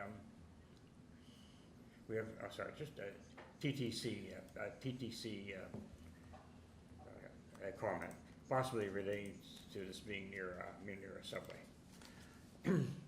All right, could we have the applicant agent, please? And I'm just going to bring up on my screen the material. Good morning, Mr. Chair, members of the committee. Yes, good morning. I'm just opening the agenda on that, okay? Yes, sir, so I see 2 variances. Just give us Yes. a very short introduction as to what you're asking for here and why. Yeah, I'm Raed Rawi from Professional Floor Plans. I'm the agent and the designer for the project. Good. I'm located at 4183 Loyalist Drive, Mississauga, Ontario, L5, L3W3. So the building itself, as an existing building, was used as a restaurant that occupies the ground floor and basement. and we had offices and personal service establishment on the second and third floors. Our plan is to convert it to a boutique hotel that works with minimum requirements for services and reception, that people will check in, check out electronically, and then they will use the rooms themselves, and they will have a small place to make coffee or other services. So in order to achieve the maximum use of the site, we are proposing the rear yard covered carport, which is like part of the basement, to be added to the building area, which needs like just to enclose this. It already has 3 walls and ceiling, so only the wall from the rear will be enclosed. As you can see from the side, the building itself has a rear yard setback of 3.5 meter, which is an existing condition, while the zoning bylaw calls for 7.5 meters. So this is an existing condition that we couldn't do anything about it. Once we added this gross floor area to the building as the rear, this will allow us to have two more bedrooms. And then at the third floor, which is partially constructed, we are extending the rear part of the third story to have an extra bedroom. So in order to achieve the 16, this will trigger the gross floor area or floor area index variance of 2.92 in lieu of the 2 allowed for non-residential use. Basically, we are not increasing any height, we are not increasing any footprint, and we are trying, to minimize. There will be no changes on the rear, except for the rear elevation where we make the additions. We got the TTC conditions report, and we already reached out to them to obtain the location of the underground TTC services, which we will incorporate and show in the design to get approval. We have no underground works, so it will be like maybe only 4 feet foundation wall on the rear just to enclose this area. And even if this is not possible, we will provide alternative solution to it during the building permit. Thank you. Yeah, so that's good. You'd go ahead with a technical review by TTC. That's the process you're going to do, yes, all right. And just as you're outlining the process and the use, did you say at the current use, there isn't any residential use of the building at this time, is that right? No, it's a restaurant, personal service establishment, like a beauty salon and offices. Okay. Thanks very much, sir. Members, any questions? No. All right. Okay. Just 2 variances asked for. All right, the server's going to, is there no... Through you, Mr. Chair, no registered speakers. No registered speakers, thank you. All right, I think we can take it into committee for discussion. I put it open.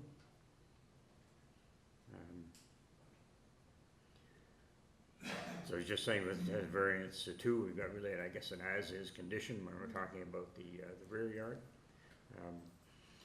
Yeah, I'll move this application. Again, I think a good explanation by the applicant. I feel both the variances are minor in nature. It's an existing use, and it's an expansion, and it's complementary to the existing uses on the street currently. I don't believe it has any. TTC didn't have any conditions. 4 conditions. I think just advisory. Just advisory, correct. Yeah. So we recommend we approve with the advisory. But they're requesting. It looks like they're requesting some conditions. Yeah. Through you, Mr. Chair, these are not advisory, they're conditions. They're conditions. Yeah. Sorry. Yeah. Yeah. The interference warning, correct? Right. So that motion to approve would be subject to... subject to TTC. And the urban forestry condition? I don't see any urban No, forestry condition on this one. You're correct, thank you. Thank you. Good. You second that? All right, all in favor? We have a vote. Okay, sir, the approval has been given to that variance application. Thanks So very much. motion from member Gogan, second by Mr. Reed. Thank you. That's correct.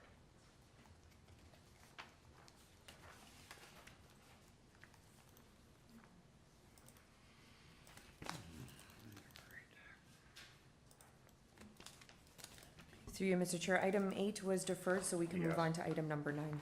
Yes, certainly. Yes,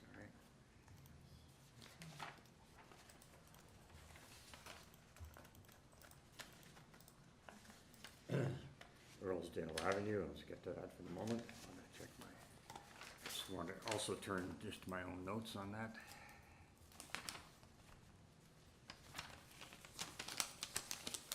Sorry.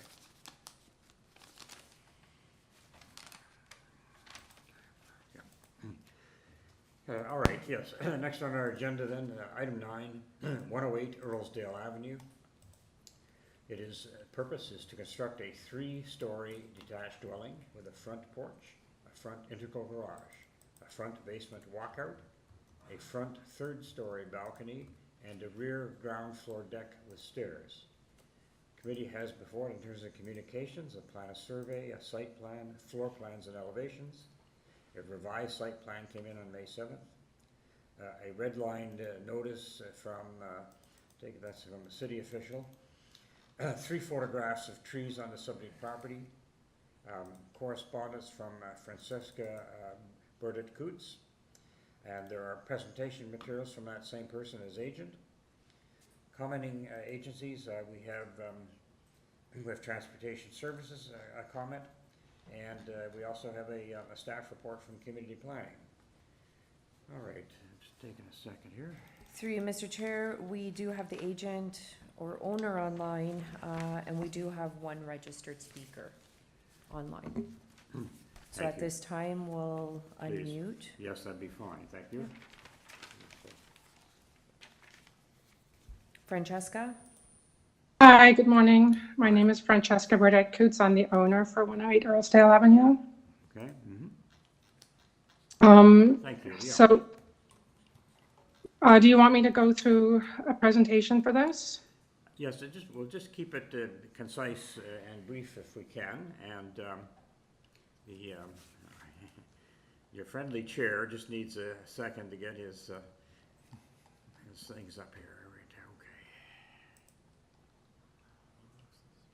Yes, Francesca, thank you. Go ahead. Give us just a very concise summary of what you're asking for. Sure. So you'll see we revised our plan from our initial submission, and this was in consultation with the city planner. Essentially, what we've designed here is a modern 3-story house with an integral garage. There are many similar houses in the immediate area. The modern houses in particular have a very similar look to us, but the integral garage also is a very common look in the neighborhood, as I've shared on my presentation deck. There are 8 variances related to this application. 4 of them I'd like to point out are related to putting the new house in the existing footprint of the current house. And I think there's the major one that we would like to request is the main wall setback, the main wall restrictions. So we have set back the 3rd story from both the front and the rear of the building to reduce massing in those areas. And if you go down a little bit further in the presentation deck, you'll see that this slide here, you'll see that this area of the main wall height can be found. There are other precedents in the neighborhood, mainly the 2 modern houses at Earlsdale Avenue and at the Committee of Adjustment 2 weeks ago at 154 Rabina, which is just about a few houses down from Earlsdale, a 4-plex, which is actually at 100% of main wall height, was approved. So I think that could be enough, and if you have any questions, let me know. Okay, thank you. Thank you. Members, any questions for the agent applicant? No, seeing none. All right. Through you, Mr. Chair, we'll unmute Joe Montana. Yes, thank you.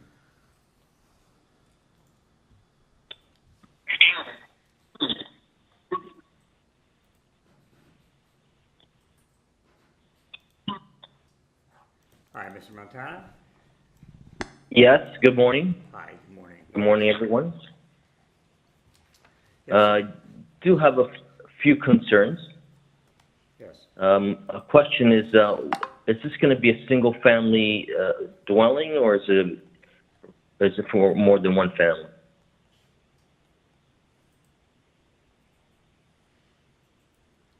And also, there's a fire hydrant in front of the property. So I don't know how that would work, if there would be parking and underneath the garage with a walkout. That could be problematic for exiting and entering, and also obstructing the neighboring houses.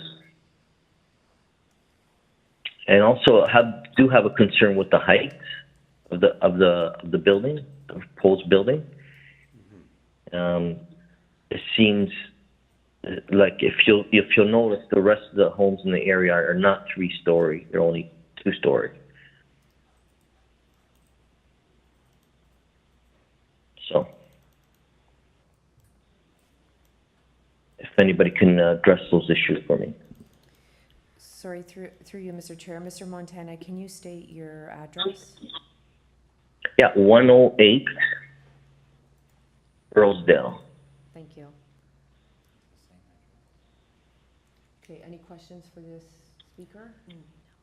I'll just say, sorry, generally we can't sort of talk about zoning and things in terms of single families, but we can ask the applicant if there's more than one unit in this dwelling. So I'll ask him that when it comes back. All right, I think we could go back then to the applicant, Francisca.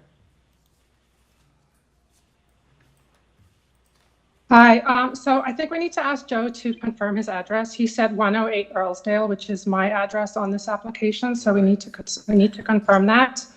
So this house is a single-family dwelling for a multi-generational family. However, there is also a 2-bedroom rental unit in the basement. And so when we designed this house, we took precedence from those houses, the new houses at 62 Earlsdale. If you can go back to so this street has some older houses as well as some newer houses. And so my house, for example, the old house you see there on 108 Earlsdale, the reason we decided to do a tear down is it has significant structural issues with the basement foundations. And when I look to the new houses in the neighborhood, like those two there on the right, if you can go back to that slide. Sorry, this one you see on the right there are 2 new houses at 62 Earlsdale with a 3rd story on top. Now, from the street, it's actually a little bit hard to see the 2-story, but when you look at the side elevation of those 2, you can see there is a 3rd story. There's also another one being built currently. I think that's 15 Holland Park, which is the road directly to the north. That one also has 3rd stories. So while the existing older homes may have 2 stories, the predominant preference for the newer homes is 3 stories and also 3 stories with an integral garage. When it comes to the fire hydrant, if you can go back to the first slide here, you'll see that the current house has a parking pad permit that sits, next to the fire hydrant. When we designed this house, we specifically put the driveway to the left of this house. And so the driveway going forward will be approximately where you see the front door in the house now. And that keeps it well away from the fire hydrant to make sure there's access to that fire hydrant at all times. But even as you can see now with the existing positioning of the driveway, there's still ample room between the car and the fire hydrant. So I don't see why we would have concerns with access or even blocking neighbors. There's no blocking to neighbors with this current design because no one's blocked currently with the existing design. It's somewhat similar. So I think I addressed all the concerns. If I missed something, can we please ask Joe just to confirm his address? Through you, Mr. Chair, Sure. we can unmute Joe Montana at this time to confirm his address. Hi, Mr. Montana? Yes. Oh, so when you gave your address, like you gave the address of the subject property at 108 Earlsdale. No, I'm at 110 Earlsdale. You're at 110 Earlsdale. Okay, thank you. Helpful to know. Yeah. Thank you. All right, members, I think we take this in for discussion and motion. Yes. Yes. Please. To you, Mayor Mr. Mills. Chair, I have a question for the applicant. As per the email you sent to the city staff on 6th of May at 10:32, you stated that 2 of the variants will be modified, and also you submitted with the red line zoning notice. For the record, would you please let us know which variants you are changing and what is the new numbers one more time? Good. Sure. So the original proposal had a main wall height. The third story took up 90% of the main wall. So we had a building detail that projected all the way to the back of the building and was closer to the front of the building. We updated our main wall variance based on consultation with the city planner. And when we did that, we made the third story smaller, which automatically reduced the floor space index that this building takes up, right? So it's from 0.8 to 0.9 times the area of the lot. I just want to add one thing about 110. That building is rented out, and I believe the eaves of that house project onto our property line. And so I think when we're building the new building, we're mainly going to be fine, except for maybe scaffolding and stuff. I just wanted to add that in there. And so in your explanation, you said that the FSI have been changed from 0.8 to 0.9, or it's vice versa? That's vice versa. The FSI in the original drawing was 0.9. That is when the building, the third wall, took up 90% main wall variance. When we reduced the third story from 90% to 64.7, the FSI reduced from 0.9 to 0.83. So for that variance, we're just a touch over the allowance. Right. This is the older zoning. This is the older zoning letter that we're looking at. The red line notice was prepared by our permit team. So they updated that, but we also received a copy from the zoning examiner last night, a revised copy that matches what we redlined here. So here you can see we reduced, for item number 1, we reduced the main wall from 0.9 to 64.7. And then when you reduce the area of the floor space, it automatically impacts the floor space index. So FSI went down from 0.9 to 0.83. Okay, thank you. And also, have you had a chance to review staff report dated on May 8, 2024? I have, and I believe that planning report requested that if this request is approved, that it's tied to the modified plan, which we see before us today, which is, so he put here 62%, but I think that's an error. I think it's 64.7. But I have seen this, and I worked closely with John to modify our proposed plans. So the plans that you submitted to city staff are reflected the change that we already saw in the zoning notice, correct? Yeah, that's right. It's the ones that you see in the portal here for the 64.7 main wall variance. Perfect. Thank you. Through you, Mr. Chair, for clarification then, variance number 1 will read, in this case, each side, east and west, exterior main walls width will be 64.7% at 11.01 meters with a height of 10.97 meters. And then variance number 4 will read, the new dwelling will have a floor space index equal to 0.83 times the area of the lot, which equates to 255.86 square meters. Francesca, is that correct? Yes, that's correct. And I sent forward a copy to the technician for our application to Goal. She has a copy of the revised one from Jennifer Kusendale. So she has like a revised copy as well that matches this exactly, but that is correct. Perfect. Thank you. All right, I think we're ready for a motion. Yes, please. Yes, yes, to you, Mr. Chair. I'm ready to put forward a motion to approve this application with those 2 modifications that already mentioned earlier. Do I need to repeat it? No? Then with that modification, I also would like to tie it to the condition of the staff that the proposal be constructed substantially in accordance with the plan received by the Committee of Adjustment by email on May 7, 2024. And transportation also had no concern. So that's my motion. All right, is there a seconder for that motion? Yes. Yes. All right, thank you, Mr. Gogan. All right, all in favor then? That's so amended. Thank you. Thank you, that's approved, Madam Secretary Treasurer. Looks good.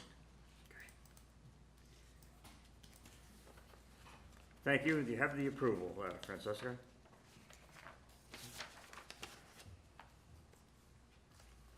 Moving on in our agenda then to item 10, 80 Brunswick Avenue.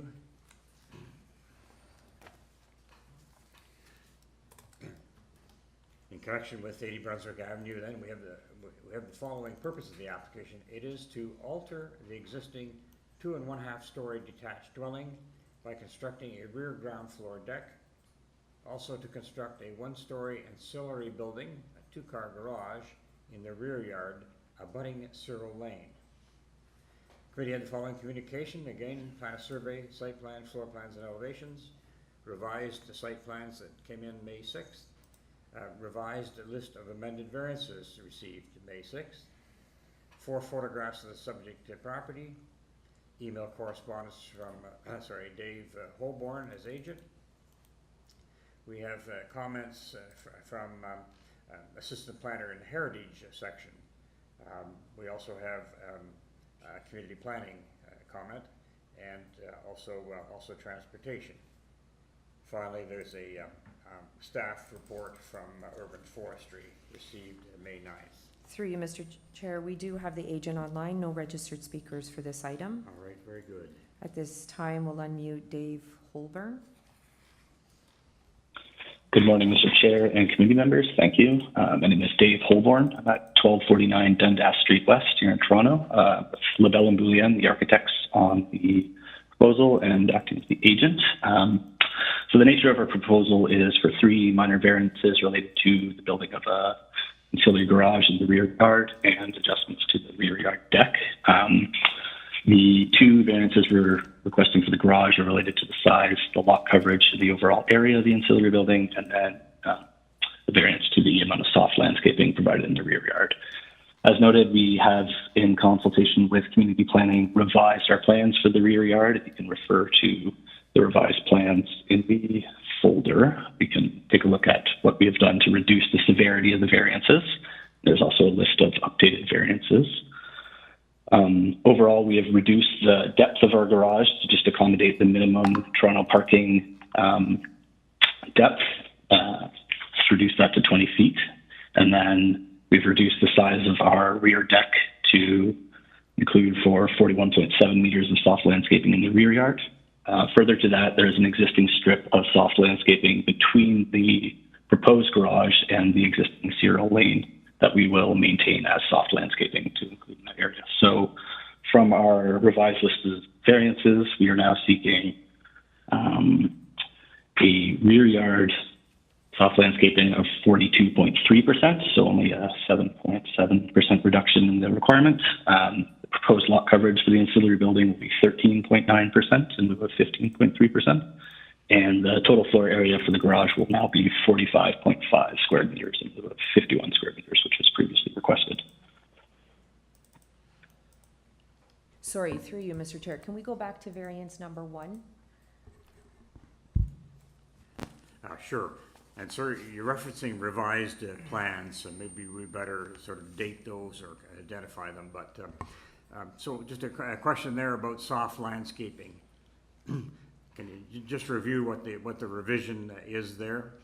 So a minimum of 50% is to be maintained as soft. That's in the rear yard. Correct, yes. So we've reduced the footprint of the deck that we've proposed in order to increase the size of landscaping in the rear yard. Good.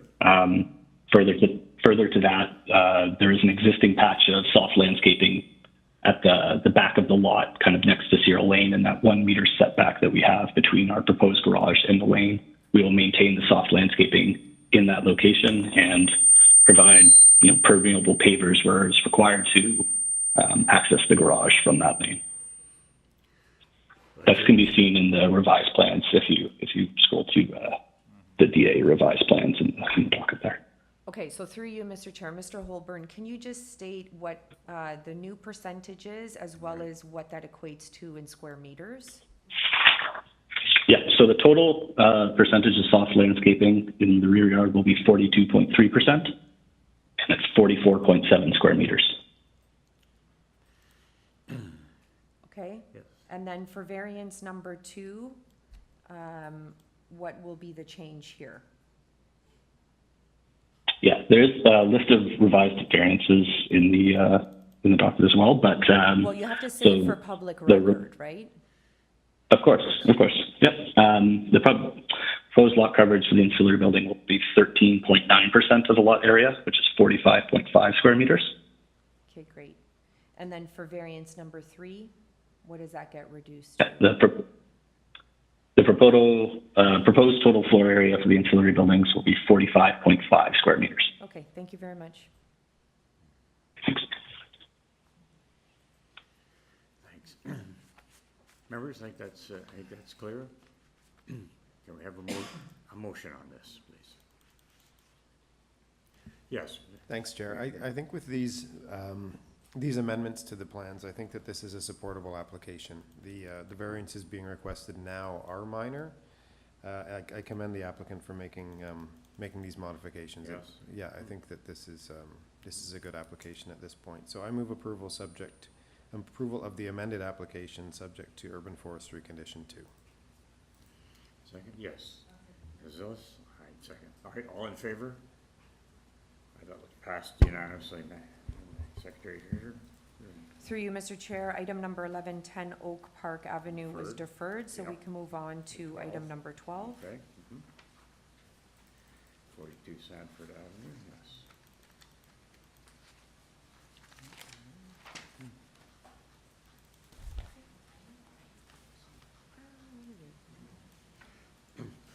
All right, then, that's moving in terms of our agenda on to item 12, 42 Sandford Avenue. Here's the purpose. We're going to alter the existing 2.5-story semi-detached dwelling by constructing a rear ground level deck and a front basement walkout entry and stairs. Also to reconstruct the front enclosed porch and stairs. The existing rear ancillary building and detached garage will be maintained and unaltered. There'll be a total of 2 residential dwelling units on this lot. Committee has the following, again, copy of survey, site plan, floor plans, and elevations, 1 photograph of the property, correspondence from Rachel Sumner as agent.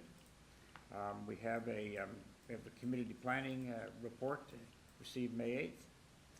And we have form letters in support. It looks like a total of 5 from various units or addresses on Sandford Avenue.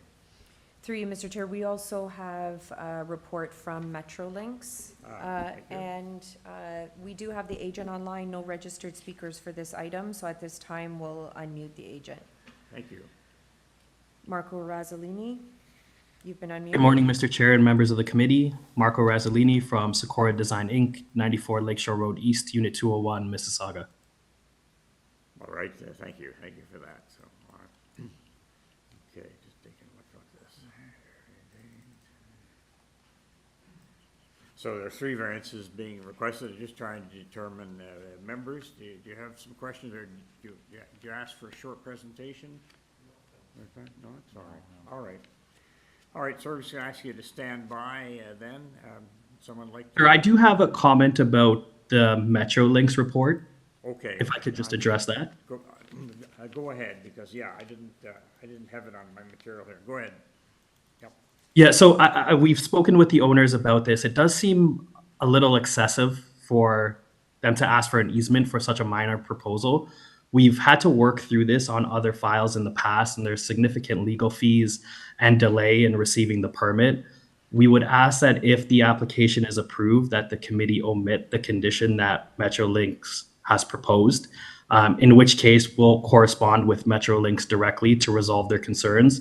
I did have a call with Farah from Metrolinx this morning as well, and she said in either case, we can work with them to waive the condition, but it would be helpful to not have the condition on the approval so that it doesn't delay things further. So I take it essentially they're asking what they call an environmental easement sort of over the whole property. Is that correct? Yes, As opposed which- to just a warning clause sort of thing. She did say that in the past, committee has just approved the warning clause as opposed to the full easement request. We would be okay with that as well. The full easement, right, it would need to be registered on title. The mortgage would need to be adjusted. It's quite a lengthy process just to add a front walk up for a secondary suite that may be rented out, may be used by parents. That's kind of where we're at with it. That sounds helpful on that issue of Metrolinx.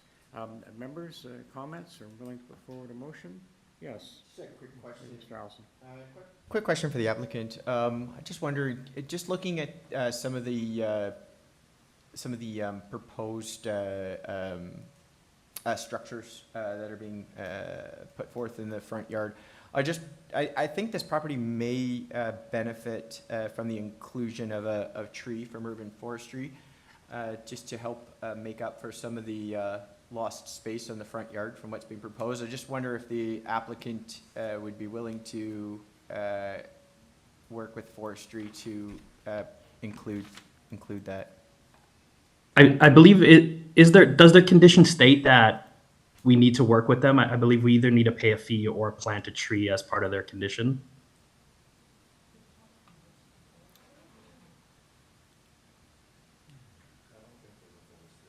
No. There is a planning staff item. Sorry. So just to the applicant, and this I guess really relates to soft landscaping, the first one. So actually, planning wanted to have a condition along the lines, and I think it's reasonable, that there be sort of permeable echo pavers in the front walkway. Leave a little room for percolation of water. You okay with that? Yeah, we're okay with that, for sure. Okay. So, all right. Pleased to have a motion. Yes, Ms. Illis, thank you. Yes, through you, Mr. Chair, I'm ready to put forward a motion to approve this application. Thank you. And subjected to the, to one condition, that staff, it's mentioned on May 7, 2024, staff report that the front yard walkway be constructed with a permeable eco paving or pavers, and also subjected to the Metrolinx, but just the warning part of the report dated May 8, 2024. And that's my motion. Thank you. Can I have a seconder for that motion? All right, Mr. Reed, thank you. All right. All in favor of that motion? Detailed? Through. Fine, sir, you're through with your approval, and have those things about the pavers and the Metrolinx warning only. Thank you. Okay, that was 12 Sandford, yeah. Okay, on to number 13. We'll put it on right here, yeah.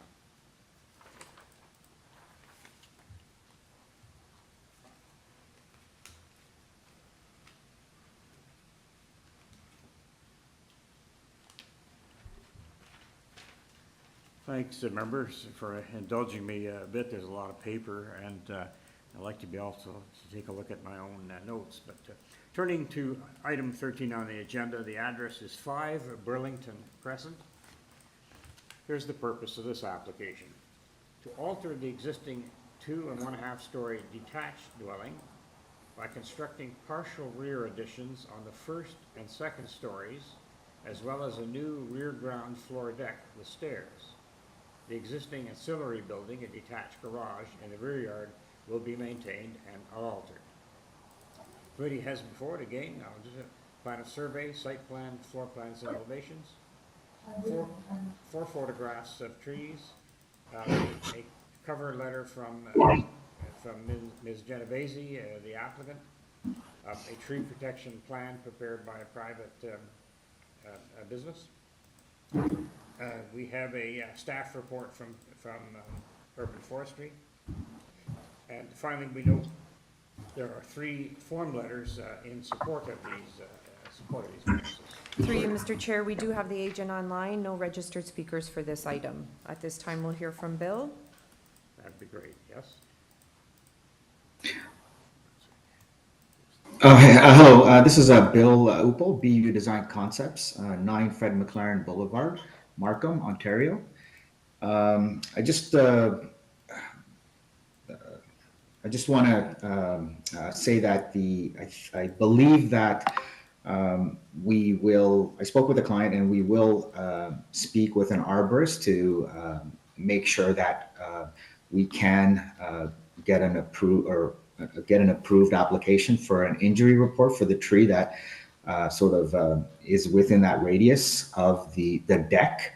But the actual addition for the house, we are out of that 6 meter radius, and hope that we can get a positive result here and speak to an arborist. Thank you.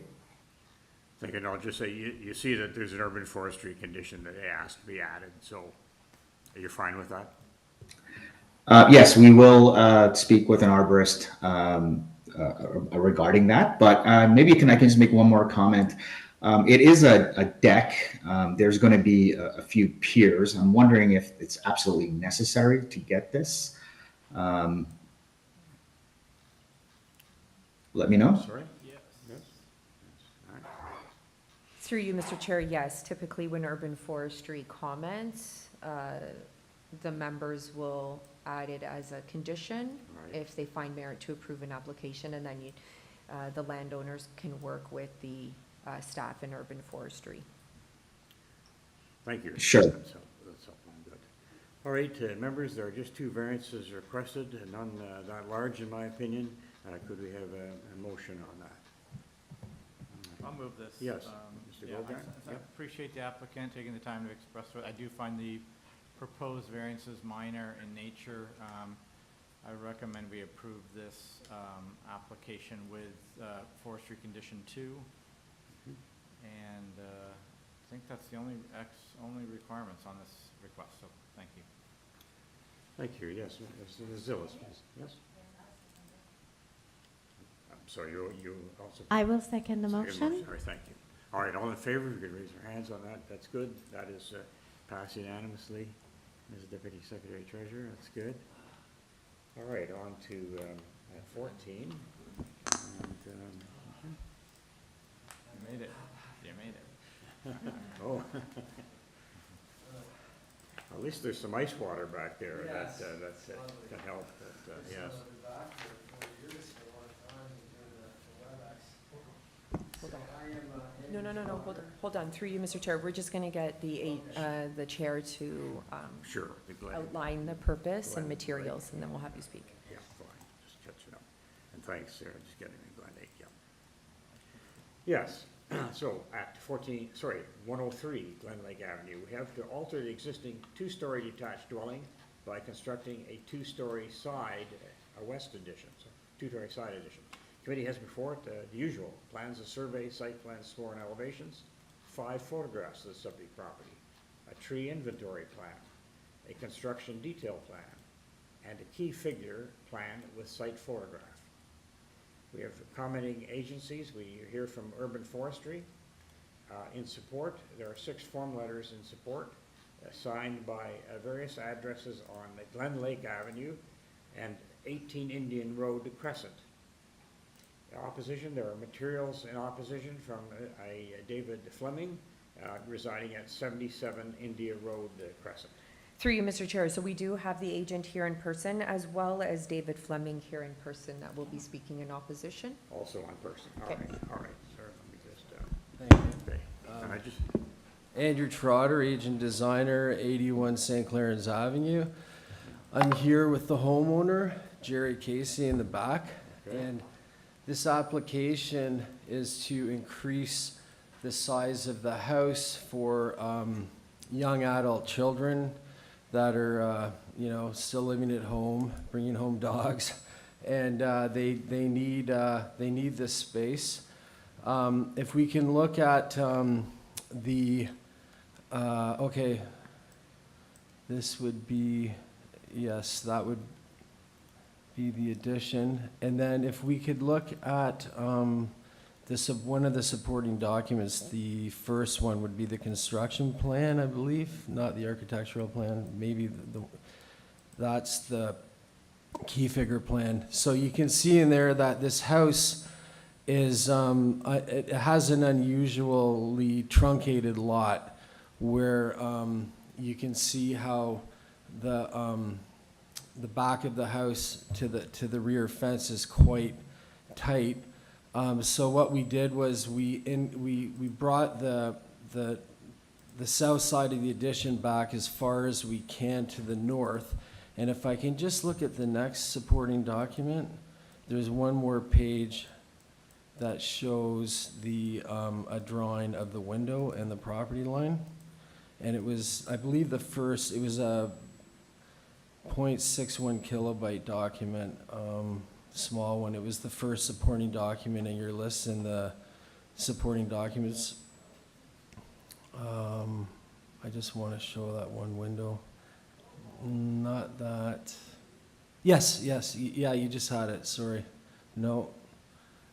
Yeah. If you look at that top picture there, there's an existing kitchen window that we push that wall as tight to that window as we can to keep that window without, you know, remodeling the kitchen. And basically, you know, we've modestly brought, I would say the size to the south is, you know, to make it worthwhile actually, and, you know, in going ahead with this construction.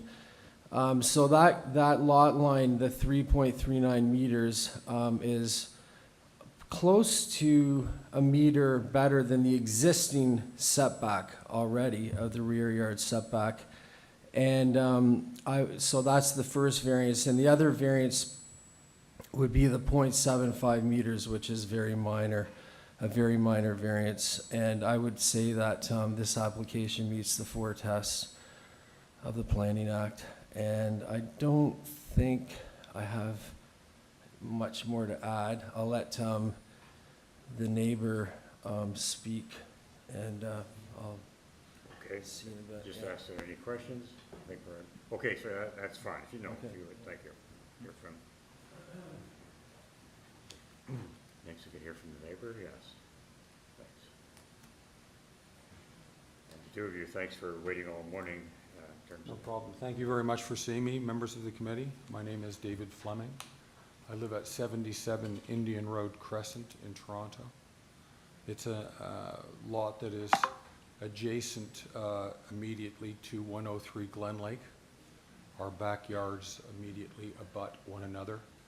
On this first slide, it's not, I'm going to fly through these slides quickly. This is an aerial photograph of the properties. You can see, I'm going to, if I can, use my pointer. Sure. Maybe not. Right there is my house. Right there is Jerry's.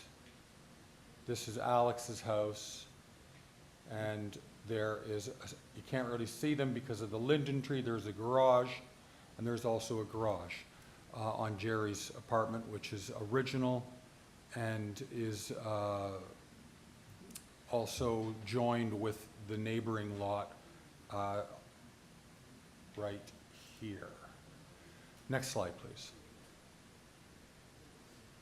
This is the proposed site plan, and you can see that there is an existing, I guess I can't use that, there's an existing kind of sunroom on the west side. They want to expand west and south, and they're going to come within 3.39 meters of the south tree or fence line. The two different variances that they are trying to ask for waive from is the 0.6 to 0.75 square foot area and a setback it's supposed to be 7.5 meters rather than 3.39. The next slide, please.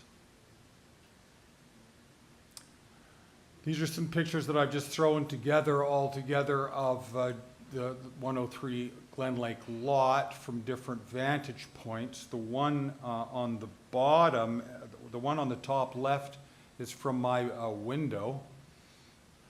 The one on the next one over is 103 GLENLAKE walking west. If you go next down clockwise, we're looking at 103 GLENLAKE going east. And lastly is the garage, which is in rough shape. It was an original garage built. The south wall is eroding. Raccoons live in there. It's been replaced. It's having a, I'm concerned about that garage. Next slide, please. This is a survey of my home, and it's not particularly useful because it's a 2006, not 2016. So I'm just going to skip over it and go to the next slide, please. This is my backyard, if we can go from clockwise again from the top left.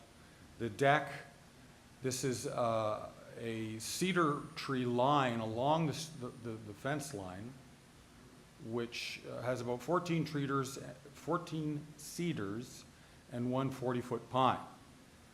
And also, if you go to the next slide or tree over, that's a linden tree in my backyard. I'm told that it's the largest linden tree in Toronto. It's 75 feet tall.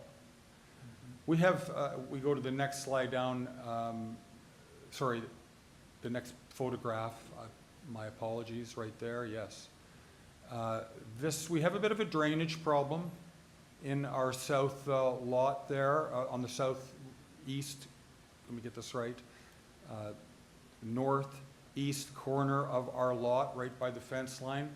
There's a sump pump in our basement in that corner. Also, the eaves troughs dump out onto the lawn there, and so I am concerned about drainage. Next slide, please. So the risks that I see from 77 Indian Road Crescent's point of view are that, as I just mentioned, this excavation can exacerbate the drainage problems that we're having, and I feel that a drainage and grading report should be requested to preclude any flooding. Next, I feel that there's a possibility to injure multiple trees, including 14 cedar trees, a linden tree, a pine tree, the 2 beech trees in Mr. Casey's yard, and I haven't seen an arborist report including my trees in it at all. And so I think that an arborist's report should also be required. I feel that the garage, the original garage that is right up against my property upon excavation, is in sort of jeopardy of collapsing. It's old, and the south wall was replaced by building a cinder block wall inside the original wall, so it's not even sitting on the foundation. It's a bit of a problem. And all in all, I just feel that there's a risk of overdevelopment here. You're going from 0.6 to 0.75. If you include the garage onto the lot, you've got now 0.83% of the lot is now covered with some sort of structure or another. And therefore, I feel that we're dealing with some sort of overdevelopment. Next slide, please. Okay, sir, you've exceeded your 5 minutes, so I'm going to ask you. Okay, quickly I will. This is just an expansion option whereby instead of going south, if they went west over the driveway, they could have a new garage. They could have their new sunroom. They could have a bedroom. They do not need any variance. They don't need anybody's permission to do it. So, and in fact, the structure is 100 square feet larger than if they go south. And so this is an option that I would suggest in alternative. Thank you very much, members of the committee, for listening to me and my presentation. And I'm finished now, thank you. Just respect to that, the condition of that older garage, that's on that's on the subject property, right, 103? It's on 103 GlenLake. It's attached to the property immediately next on 103 GlenLake. They share an old original brick garage. It's a double slip garage with a wall going down the center of it. And really, it's hard to get a car in there. It's usually filled with storage material in both cases. All right, thank you very much. Can I, Thank you. can I ask a quick question? Certainly. Yes. To you, Mr. Chair. So help me understand, so your main concern is the garage and also the rear south lot line, the setback in the south lot line, correct, of 3.39? I am concerned about the drainage because of that, yes, and I'm concerned about those trees along that line, yes. Okay, thank you. Thank you. All right, thanks, sir. If you'd step back, we'll have Thank the you. applicant get a chance to rebut on that. Thanks. Thank you. If I can just work backwards quickly. First of all, when he talks about overdevelopment, he's proposing an addition that would increase the development, and it also would not be legal to have it less than 1.8 meters from the garage. So it's not an acceptable solution by any means. And also, the drainage issues, urban forestry, first of all, we do have an arborist engaged for the two gorgeous cedar trees in the front of the house that we absolutely want to preserve. The corner of the structure, we have designed a helical pile for the support in the tree protection zone so that we will go delicately through the feeder roots. I've been through this several times with many projects. I myself have been building for 40 years. My client he's also been building and from very large project management firms, and he's very qualified to assess the condition of the garage, which is not going to fall over. And the drainage issues are not really on his property. If you look at the key figure plan, let's see, if you go up, is it up more? Yeah, if you can bring that key figure plan in. Well, I guess, yeah, on the garage, but as far as the addition goes, the garage has been there forever. He shares the same, he just had a garage built on his property in the red that was quite an invasive setback itself from, I believe, from 4.5 to 1.6. And he had that passed in 2016. So to me, what he's really telling me is that he's mostly concerned, as he just said, when this lady asked about the setback, his concern was about the lock rating, and that is determined through the building department. So if the building department asks us for a lock rating plan, we'll be happy to provide one. But you can see none of his trees are in the tree protection zone. That's not happening. And so in anything urban forestry requires, I'm more than happy to work with urban forestry always. I'm a big supporter of trees in the city. So I really think his issues are really lock rating, drainage, which is an existing situation on the garage. And obviously this is a truncated lot. It's a difficult way for us to work. And the 0.6 is really because the house is built after 1953, it's actually allowed to be 0.69. So for us to go from 0.69 FSI to 0.75 is a very minor variance. So that's really all I have to say. Any questions? Okay, thank you. Members, we can take this in for discussion. My note is that there is an urban forestry condition being asked for here. Hopefully that'll deal with the tree issue. Yes. Yes, to you, Mr. Chair. I carefully listened to the opposition and the applicant, and I'm looking at this application which is in front of us with two variances. Variance number 2, which was the main concern, the rear yard setback the existing rear yard setback, as per applicant claim and the drawing shows, is already like less than 7.5, and this new addition is a little bit set back in, so means it somehow like improved the existing situation. So that's my explanation. And for FSI 0.75% versus 0.6, to my view, it's minor. And the garage that they were talking about wasn't a part of this application, so we can't comment on that because they don't want to change it or anything. If they want to change it, it's something between the applicant and the neighbor. They can just agree. So I won't put it in this motion. So then if there is no other comment from any of my colleagues, is there? No? If not, then I would like to put forward a motion to approve this application subjected with urban forestry condition number 2. Have a second to that motion? Yes. Yes, Mr. Reed seconds it. All right, all in favor? Okay. We have that as unanimous approval of the subject of urban forestry condition. Thank you. Thank you. All right, Mr. I note that number 15 we had deferred, I believe, this morning, so they were down to 16, the last item on the morning agenda. I'll just turn to that for a moment. At 41 River Street, just going to take a moment, my notes.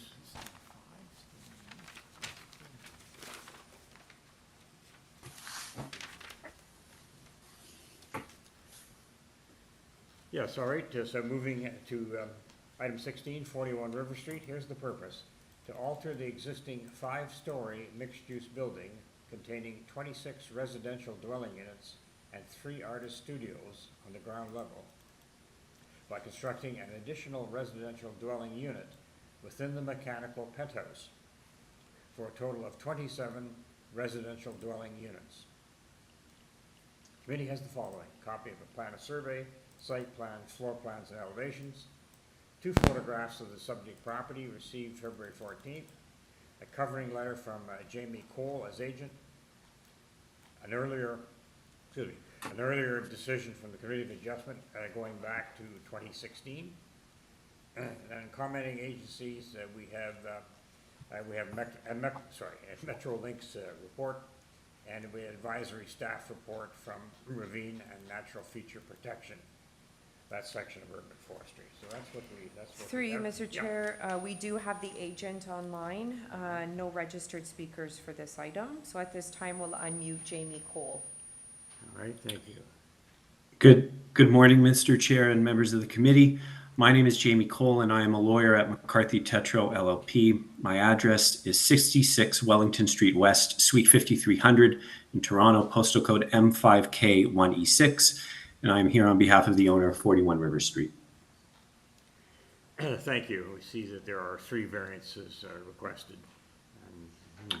Yes, yes, sir. And I'm happy to provide a bit of background information if the committee would like. Yes, let's do that, but I always ask people to be concise. Thank you. Certainly. So just to provide a bit of background to the committee, and as noted in our letter submitted to the committee last week, this property received Committee of Adjustment approval back in 2016 that facilitated the original construction of the 26-unit, 5-story mixed-use building that is currently situated on the property. Now, at the time of the original committee approval, it was not known whether the building would be heated and cooled through traditional HVAC or through a geothermal system, but ultimately a geothermal system was installed in the basement of the building, meaning that a large part of the mechanical penthouse is empty and vacant, thus allowing the owner an opportunity to now provide an additional residential unit in the building. And so, as you mentioned, sir, there are 3 variances requested to facilitate this additional unit in the mechanical penthouse for combined FSI, residential FSI, and building height. Now, of course, we cannot receive variances from the original committee decision, and thus the variances in front of you today are compared to the general provisions of 569/2013. But I think it's important to outline what I would call the net relief being requested between what was approved in 2016 and what we are requesting now to facilitate the additional residential unit. So really, the net increase in the combined FSI is 0.12 times the area of the lot, and the residential FSI is 0.11 times the area of the lot. And meanwhile, the height variance is now required because mechanical penthouses, as I'm sure you know, are typically excluded from the height measurements under the bylaw. But now that there is a proposed residential unit in that space, that story is now included in the overall height of the building. But importantly, I would note that no exterior revisions to the building are required, and thus this is an internal reconfiguration of part of the mechanical penthouse. And indeed, as you may have noticed in the plan submitted, when comparing the existing and proposed conditions on the 6th floor, windows already exist in the portion of the mechanical penthouse that we are proposing to be converted, and this unit would simply use those windows. And in addition, there is no walkout or balcony proposed, and significant step backs exist from the floor below, thus limiting all impacts to neighboring properties. And so just to be as brief as possible, I would say that individually and cumulatively, the variances meet the 4 tests under the Planning Act. With your indulgence, I would just like to reference the Metrolinx report just for a moment that suggested 2 conditions. And the first condition I would mention relates to the granting of an environmental easement to Metrolinx, but only in the event that such an easement wasn't already granted as part of the original approval. So I can confirm that such an easement was indeed granted as part of the original approval, and it is currently registered on title. And so therefore, per Metrolinx's own comments, I would submit that such a condition wouldn't be necessary as part of any approval today. And in addition, there's a proposed condition relating to the insertion of a warning clause into any leases or other documents. And I can advise that the site plan agreement entered into as part of the original approval contains this requirement as an ongoing post-approval condition. And so therefore, we don't necessarily object to this condition being imposed here. I would just flag respectfully that it's perhaps a bit redundant to do so, since the owner is already subject to this requirement per the site plan agreement that is registered on title. So subject to any questions that you may have, those are my submissions today. Thank you. Thank you, sir. Just checking that, 2016, sorry, minor variance was granted, and at that time, Metrolinx asked for an environmental easement, and one was actually registered. Is that right? That's correct, sir. Yeah.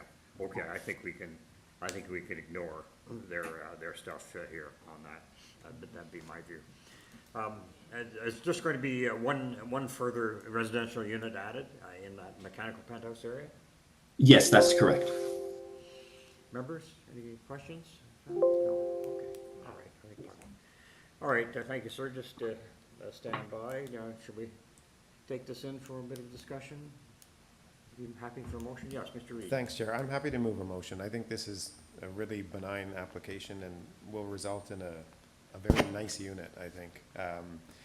I'm glad to see that the spaces come available because of geothermal being used, and I think the variances are obviously minor. So I move approval without condition. I'll second that. All in favor? Appears to be unanimous, sir. You have your approval and no Metrolinx condition. So motion made by Peter Reid and second by Jordan Ellison. By Jordan, yeah. Thank you. Thank you, sir. And I think that it's unusual, but we seem to be finishing the morning application within the time frame, which is remarkable in itself. So, Madam Chair, should we take, let's see. Yes, through you, Mr. Chair, we'll convene at 2 p.m. Thank you. All right, continue at 2 p.m. All right. So,